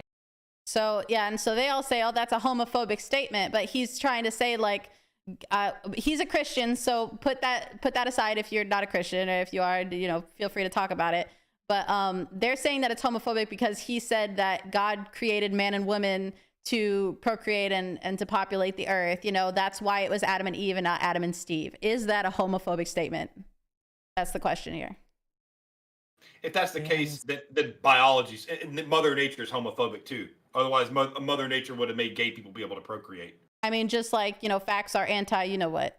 I mean, since I was a kid, I was always brainwashed, said gay is bad. My parents were not happy that I was naturally No one said gay is bad. To make me more masculine. They tried to give me to masculine sports. I was mercilessly bullied at school for my femininity, constantly being told that I'm not a real man, that I'm a sissy. And when I came out to my parents as gay, they took me to therapists and tried to do pretty much conversion therapy on me, which failed. So no one's saying gay is bad. Nobody's saying gay is bad. Nobody said that. Yep. It's not, yeah, it's not homophobic to say that. It's just how people have procreated, you know, it's just. I'm sorry that Mother Nature didn't pick men to be able to procreate without women. I mean, I guess that just makes me homophobic to say that. I'm so sorry. What am I supposed to say? Like, that's not homophobic. The way you and I are here right now, and they are who they are, and we have to accept people as they are. Right, and there are biological differences in trans folks. When we look at the we're talking about biology now? Our brainstems are different. Like that's neurologically. Right, neurologically. Only when it benefits you, we talk about biology. Male and female are different. Exactly. Trans people are different. Yes. They've found a distinct difference in the cortex. There is no biomarker for trans. Some brain scan of some gay males is identical to female brain, but there is no biomarker for trans. Please don't spread misinformation. There is science that hints towards it. It's just not confirmed. No, Well, there's confirmed, research. so- that So is out therefore, there it falls that- under the By belief who? that there is, but there is no. Yeah, Where's confirmed this by research? Where? confirmed by James Cantor? Who? yeah, right. Who's doing this? Where's this research? Let me see it. Show it to me. Scientific fact to back that up, which therefore I believe that God's initial intent was to create male I and think female. if God intended to, if God exists and in the way that you believe and just intended to make male and female, then And we we wouldn't be sitting here. yeah. I believe Intersection in, is what the in Bible a higher says. power, right, of my own, and God is not this thing that creates rules and binary Yes, situations God and does. laws that can be broken or really made. We're just According to all here. closet. You know, like I was born in a female body. I hate that I'm having to defend Christians here because I'm not a Christian myself, but I know the Bible because I grew up Christian. I've read the Bible multiple times. God creates plenty of binary situations. Thou shalt not off someone. Thou shalt not steal. Thou shalt not commit adultery. Those are very binary do or don't things. And the Bible very specifically says God created man, male and female. Female came from the rib of the man. Man came from the dirt of the ground. That is very specifically So determined. men are dirt. Yes, men came from the dirt. Men are dirt. Women came from the rib of the man. That's exactly what the Bible says in the origin of man and where people came from. It is a binary thing, and it says very clearly that God created male and female to fill the earth and subdue it. So even though, like, and there's that always argument, why do bad things happen to God's people? There's people with cerebral palsy that are Christians. You know what I mean? Like Yeah. that's why the idea of God is so disingenuous, and that's why it's so hard to understand, because Christians rationalize that by saying God tests everyone in different ways. Well, if God were truly virtuous and good, wouldn't he just make it good for everyone? And that's the hard thing to reconcile. But if you're taking the perspective of a God-fearing Christian person and you're talking religiously and you're basing it on the Bible, what the Bible says, it is binary, and you can't argue with that. Yep, I agree with you. He also gave us choice. We can choose to follow the binary or not to. Do they think trans is a new thing? Sodom and Gomorrah? Yeah, Sodom, that's where sodomy, the term, comes from. It's from Sodom and Gomorrah in the Bible. Like, that's literally where the term comes from. Is a mistake. Transitioning improved my sex life. Of course. Look at, oh, yep, here they come. What? A bunch of groomers. Who wants to start? I could start. And I'm embarrassed. Not to say that my sex life was bad before, but I think transitioning and coming into my body and feeling comfortable in my skin allowed me to open up more and allowed me to not only be better in bed, but also explore what my sexuality looks like. Yeah. Being trans also like made sex really complicated for me too, because I'm a straight guy and I pass very well, and majority of the women that I've been with, I would have to eventually kind of like break it to them that I was trans and deal with a lot of rejection and See, that's, you should tell them up front. Yeah, I agree. I agree that you should always tell them up front. Yep. Would want me, which is why I like rejected that part of myself and never even let it be loved. It took a lot of really accepting that people were going to accept me and be attracted This to guy me listens to and Post love me Malone. and want to give me pleasure regardless of what was in my pants, and that took a long time. Like, I don't know, this whole argument, like you guys noticed that they went right from God to this, right? Like Jubilee is sus, right? Jubilee is compromised. Yeah, poisoning the well. It's poisoning the well. They went right from the God argument to this, right? Like trying to like how they worded it, like from the last one to this one, trying to say like, oh, God said this, blah, blah, blah, but transitioning improved, but like as almost like a factual statement, they're asking the question, right? So it only proves that that they're biased, first of all, and second of all, that this is an adult subject. Like, to say that transitioning improved their love life in that way proves that this is an adult conversation, and children should not be involved. Oh, of course they should be involved. I'm sure any of them would be fine with the children having their autonomy, like they said. Completely changed in a way that, like, there's good aspects to not being horny 24/7. It helped me be more comfortable in my body, even with detransitioning, which sounds weird, but like having a trans male body was like so different from the norm. So like I had to accept certain parts of myself. So like even with detransitioning, it helps me accept like certain parts of myself that I like. Transitioning should not be the thing that makes you like accept yourself. Like that's just like, especially like detransitioning, right? Like they're trying to this argument, like from this woman here, I think she's trying to say like she wasn't comfortable in her body no matter what, even though when she transitioned or when she detransitioned. And like those relationships, I feel like I always kind of had like out of body experiences when we were like intimate. And even after I transitioned, before I had bottom surgery, I like just like the anxiety and the dysphoria that I would feel whenever I was intimate, or like a partner would try to be intimate with me, was just like crippling. Yeah. So then when I had surgery and I felt more affirmed in my body, and you know everything is, it feels right to me now, I'm finally able to have those intimate connections with people and you know form those deeper bonds. So it's really helped me a lot. I'm so happy for you. That's amazing. Thanks. When I came as trans when I was 18, I moved to Miami, and it wasn't until I got my gender affirming surgeries where I was like where I did like lose my virginity, because I was just not comfortable doing that. I was like, I'm not presenting in my best light, and I think I could get there with some money. It was like, I'm not. I think I could get there with some money. What does that prove? It literally proves you cannot be happy unless you have like money. Like, oh my God. That's a disgusting human being. Yeah. I'm not fitting the role that I'm supposed to play in this relationship. It felt weird, and you also attract a different type of partner. Back in my day, I used to attract what we call a chaser versus someone who was genuinely attracted to the female form, which is someone who I wanted to, like, that's the role I felt. And so that's where I was comfortable. And okay, so this person specifically wants straight men. All right, what does that tell you? I've talked about this before, of like of just like the destruction and like the erasure of women in society, and now like males, biological males, are also going after the straight men. So And women, look, this person is doing all the things that they think that a man wants. Have implants, and you know, like having all the trait, like trying to look as feminine as possible.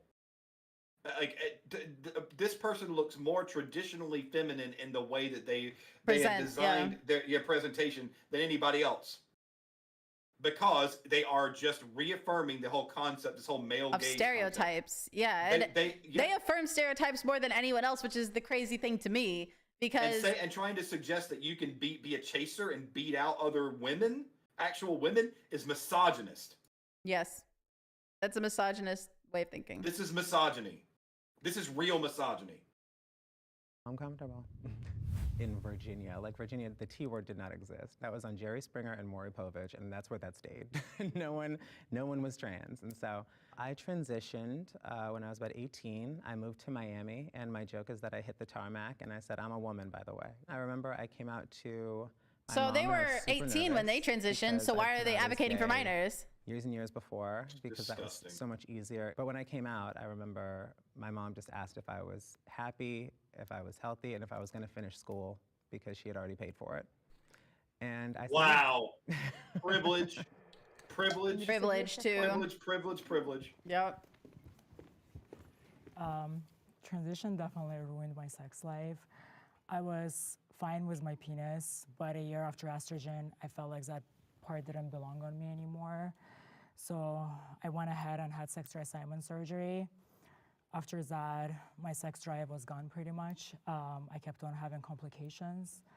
I wasn't able to keep my neo vagina open despite rigorous dilation. Revisions, including yeah, like I recommend, like if anyone in my chat, you know, is considering transitioning, just don't do bottom surgery. Like please, like don't do it. Like it will not turn out good for you in the long run. Like I say that out of a place of concern and empathy in my heart, because like if you look for these surgeries, they're only going to show you the ones that worked out. But even the ones that worked out, you don't know how that's going to be 20 years down the line, right? You still have a long life ahead of you.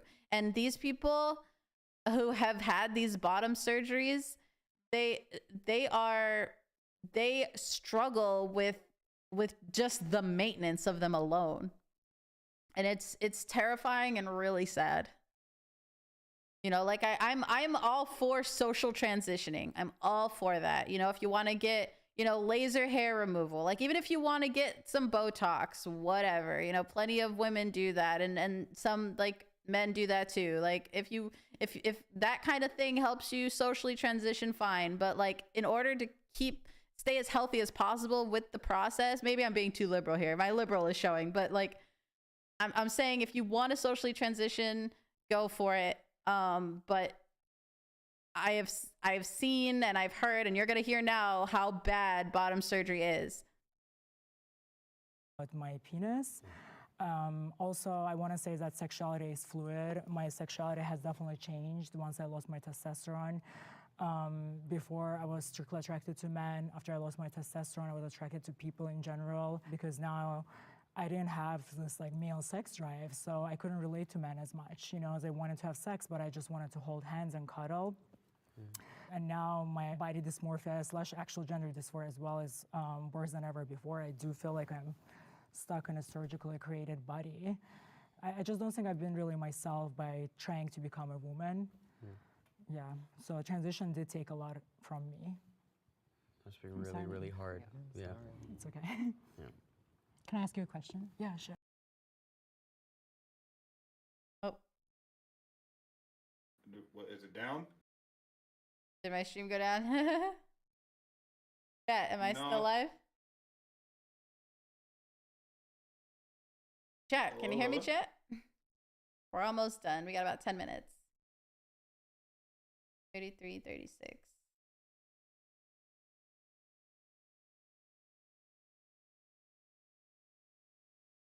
Yeah, it's just hello, hello. Can you guys hear this? Chat, can you hear me, chat? Chat. Chat. Blink twice if you can hear me, chat. It's like I'm not fitting the role that I'm supposed. Okay, you can hear us? Okay.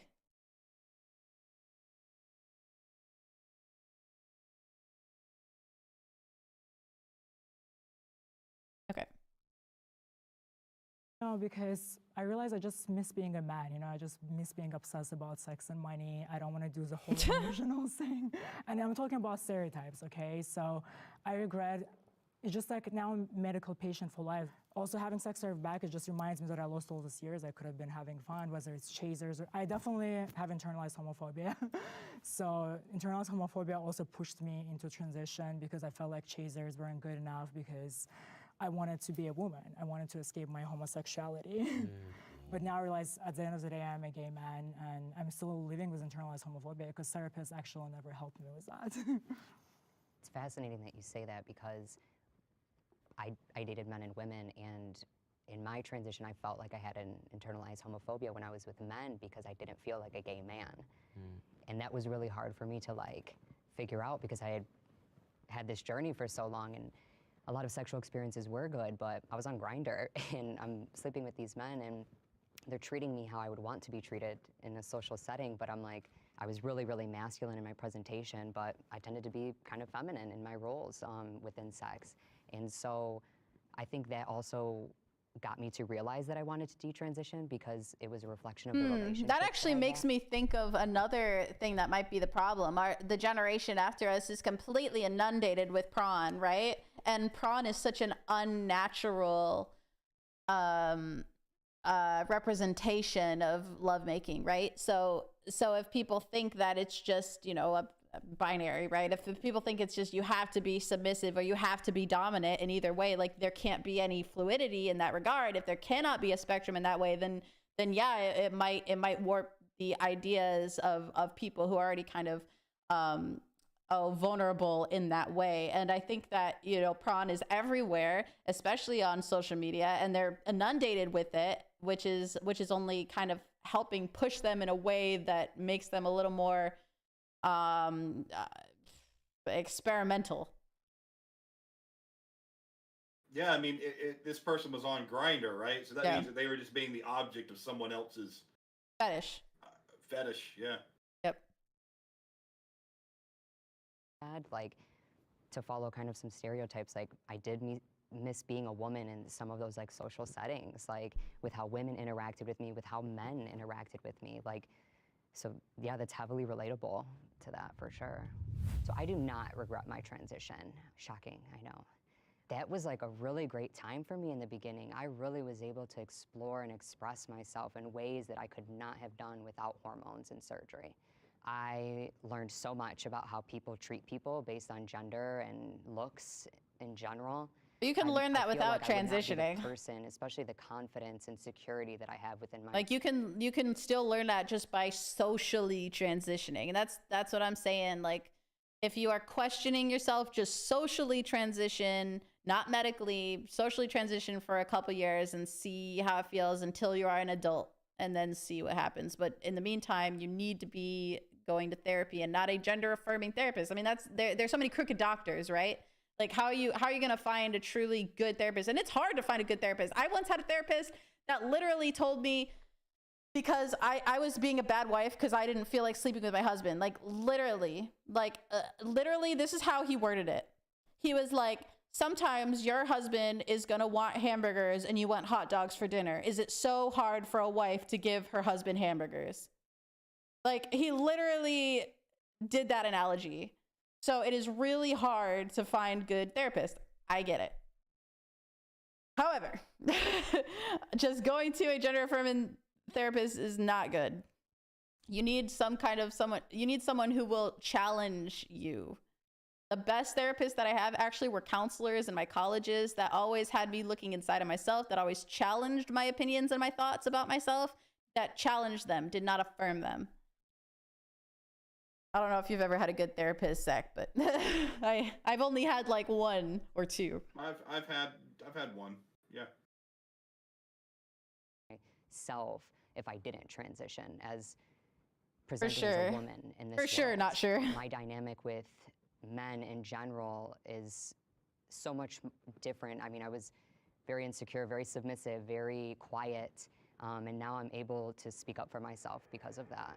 Yeah, I was actually gonna say, during my transition, I didn't actually have a high sex drive from the hormones, and ever since I came back, my sex drive has been higher ever since, and I think it's because I'm no longer on the estrogen. My testosterone levels are increased after I changed back to being who I was originally born as, and it also kind of opened up my eyes to say, maybe I wasn't really a female. This is probably what I would like my future spouse to have, to look upon it. And I'm proud that I actually have that sex drive back again, because I felt like I lost it for a long time. Like I said, this whole conversation here just proves to me that it shouldn't be an issue with children. Period. Not only does it cause infertility, which we are going to see the ramifications of that as time goes on, but it's obviously a conversation about these things, right? Yeah, about these very adult. deeply rooted in this. Yeah, for sure. So that But, proves it to me. It puberty shouldn't blockers. be right. Okay. The LGBTQ plus community Almost is done. not as accepting as they claim. I agree, Bonnie, that you can learn by just observing how other people are treated. And yeah, This Sean. is not my topic. I'll be right back. This is not my topic. I'll be right Okay. back. Musical chairs. Musical chairs? Yeah. I'm embarrassed to agree. That is true information. There's still so much transphobia within the LGBT Yes, there people in the LGBT community that hasn't been addressed yet. Shoot, there's transphobia within trans people. Absolutely. When I was transitioning in high school, I searched for acceptance from the cis hetero world. And now I feel like I'm doing the opposite and searching for acceptance from my own community half the time. Like when I was in college, the queer community on my campus hated me because I did like heteronormative, like. See, that's an interesting take, because when I was in college, all the trans people, they were just treated as normal people. Like, we knew who they were because, you know, they weren't really passable at that point, but we all respected them. We all respected their transition, and we respected their names they wanted to be called, and whatever they wanted to do. Like, I don't know, the community, the LGBT community and the heteronormative community. I went to a Catholic Vincentian university too. So the fact that a Catholic Vincentian university can be liberal in that way to accept the trans people that were on that campus, I think says a lot. My campus was extremely accepting of the trans people there. And I think now more than anything, the reason why LGBTQ is not as accepted is because there are so many groomers that these people will not call out. Have you noticed no one in this panel has talked about the grooming in the community? I hope that they do, but I'm not counting on it. Yeah, because that would undermine the entirety of all of it when you start talking about how much of it is based around early awareness of these proclivities. The S word. Yeah, like you can't talk about that. Lacrosse. I was in a frat, but like I wasn't that. Literally can't talk about it because it's Google. And every time I would. But this one's demonetized. This video's demonetized, so we can probably say the words, but like they would stare into my soul, like I was just this awful thing, and it's always just made me feel invisible and small in whatever space I'm in, and I find that just you are a minority. Disheartening. Yeah, and it happens in a lot of other cultures and communities. You can't be a minority and expect to be treated like a majority. That's just delusion. Well, they are though now. Like that's the thing. Like in the society, it's still not a majority. 1 in 5 is not a majority. Right, but I mean, it's just the society is just affirming, so you know you can't treat them like a minority, but they'll take the victimhoods of minority and use that against everyone else, but we're not allowed to treat them like a minority. It's insanity. It's hypocrisy. It's in the highest degree. It's just utter hypocrisy. Yeah, like I was kind of getting to that point. Like in the Catholic Vincentian University I went to, we all just treated them as normal people. We respected the names they wanted to be called by, you know, whatever. We didn't give them special treatment at all, and they were happy with that. Now it's like you have to give so many of them special treatment, or you know, or you're genociding, right? It's crazy. And not every trans person is like this, of course. You know, we have our based trans people, conservative trans people, and all that, but the majority are leftist ideologues that will claim victim status at any opportunity they can get, and it is just damaging for real trans people and just other people who are trying to make sense of the chaos. Outside and then turning around and then having to search for acceptance within the community. Yeah. Because I did notice that when I was still living as a trans man, when I passed really well, all of a sudden it was like I wasn't welcome in these spaces anymore. Yeah, I can definitely tell with the facial structure of this woman that they probably did pass very well as a very attractive man, to be honest. And that's sad too. And I've talked about that before. Like it's almost like a popularity contest, right? The more attractive you are, the more you can pass as either gender, right? And I've talked to Zach about this. Like so many people, the ones that are affirmed the most are the ones that pass, right? I'm going to say the same thing I said on Twitter. I think these people just stayed in the character select screen too long as kids.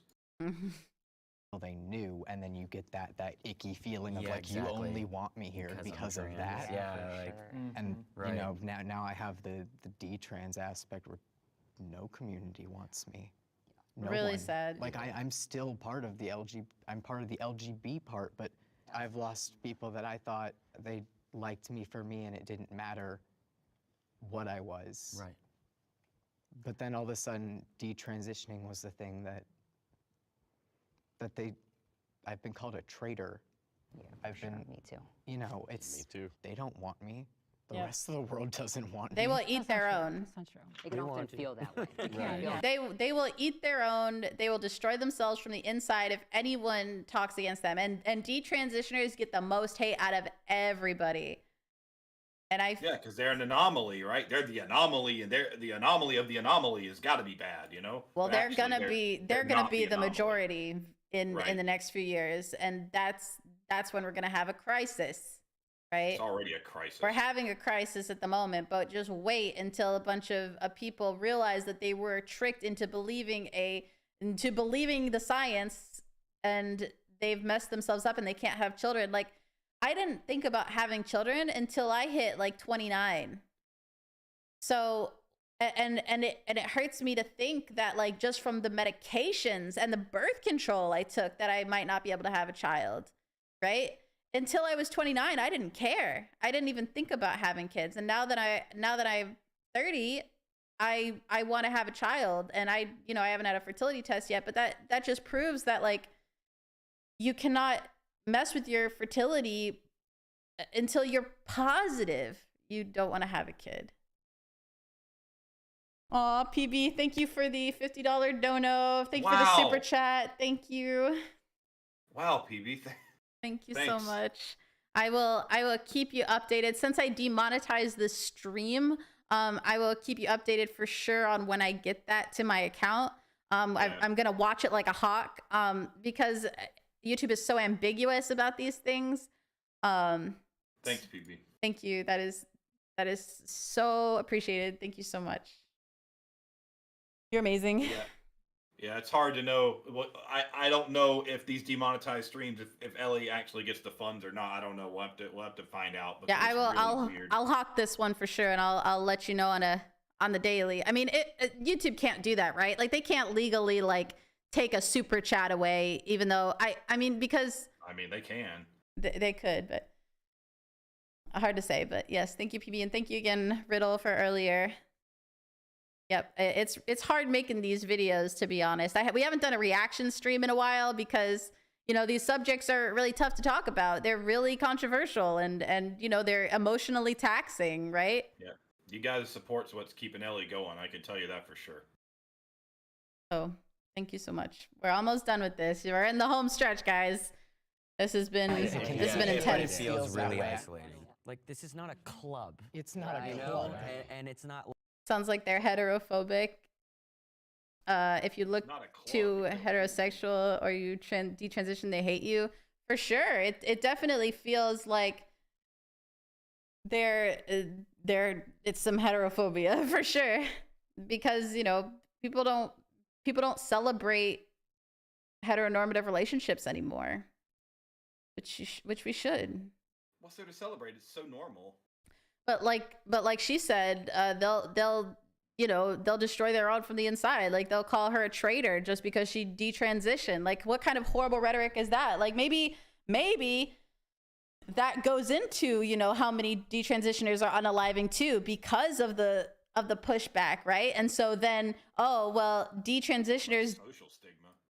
Detransitioners don't count as trans people, so even though they're unaliving because they're getting all of this social pressure from the trans people, they don't count in that statistic. Like it's all just like it's messed up, man. Yeah, I think it's a great point. Right, because all those people that are unalive now because of the detransition and the social pressure along with their bodies having complications, they don't count in the statistics of trans people who are unaliving. But they should, right? I hung out with a lot of gay women, and then when I transitioned, I definitely lost my space there, and that was like really hard for me to navigate because gay women don't like trans people because trans people are trying to convince gay women that they have to like male parts. That's why. That's so crazy. Yeah. That's why lesbians are trying to cut off the T. And so, which is why real trans people with real gender dysphoria have to stand up and be like, wait, there's nothing wrong with you not liking male parts. There's nothing wrong with you having a preference, and I accept you for who you are. Like, we need more trans people who are willing to speak like that publicly. Cut off the D or cut off the T? Oh my God. Shunned out of these. Yeah, you're telling me. Spaces for me was really hard and difficult. And then when I got to the trans male community, there was a lot of competition. Who looked the best, who passed the best, like that was. Yeah, I bet there is a lot of competition within the trans community on who passes better. Like how is that any different than me looking at e-girls on Instagram and think like my breasts will never look that good? Like how is that different, right? So transitioning didn't help you, did it? Transitioning didn't help your body dysphoria, did it, in that regard? Like you're still comparing yourself, but now you're comparing yourself with other trans people. Yeah, it is a social contagion. We're talking about a social contagion here. Definitely. This is a social contagion. That's the best definition of this I've seen. This the way that we're having to talk about this the rhetoric surrounding this and how it damages people psychologically because of the social pressure it creates. That is a social contagion in its purest form. Community, like I said, doesn't really want you, but you don't fit in. You can't really go all the way back, so you don't fit in with the rest of them. We just shouldn't have to categorize. Yeah. Like we shouldn't have to float around, wonder where we belong. Like we it have shouldn't- we I don't have the understand other why you have to detransitioners, like, but even then, we're all still vastly different individuals who have vastly different life experience, political views, religious beliefs. Right. You know, You're not experience just how a we detransition. yeah, Right, exactly. that's no different Experience how with we the got trans here. community, right. In some ways, it's empowering because it feels like you're, even though all this happened, you're being seen as an individual for almost the first time after, you know, spending my high school years being lumped in by both the LGBT community and the rest of the people in a category. But it's also very isolating because you don't have really that community support that other places get. Ironic, since it's supposed to be the way of it's supposed to be so inclusive. Ironic that it's one of the most exclusive communities out there. Overall, I think it's an important video to watch. I'm glad we watched it. Thanks for joining us. I wish that they had phrased some things differently. I wish that they had talked about, okay, then how do we protect children that does not include transition? I wish they talked about that, but like I said, Jubilee is compromised. Who owns Jubilee? Let me see who runs this. Jubilee debate. Yeah, thank you guys so much for joining us here on the stream. Did a long stream today. Got 2 birds with 1 stone. Got 2 videos. Haven't done some reaction content in a while. Thank you so much for all the support. If you have not already, make sure you like this video. If you want to see more stuff like this, then leave a comment down below of what video you might want to see next time. Man, it has been crazy. We'll be again live next week, doing another news stream, and I'll probably be live on Twitch at some point next week. Tomorrow, for any of you guys who are not who are subbed to me on Subscribestar, I will be filming my vlog for the month tomorrow for Substar. It's going to be a very fun and exciting experience that I'm going to be vlogging out in the world. If you haven't, you can subscribe to me on subscribestar.com/ElliotVideoland if you want to see my personal vlogs of exploring this beautiful planet outside in the real world, outside of this alternate reality that we have on the internet of real adventures outside. And I appreciate all of my subscribers over there. I'm going to be filming that tomorrow, but we'll be back on the channel next week. Thanks, guys. Thank you for everything. Thank you so much. Like this video, share this video if you know anyone who might be interested in the topics we covered today. Yeah, and we will see you next time.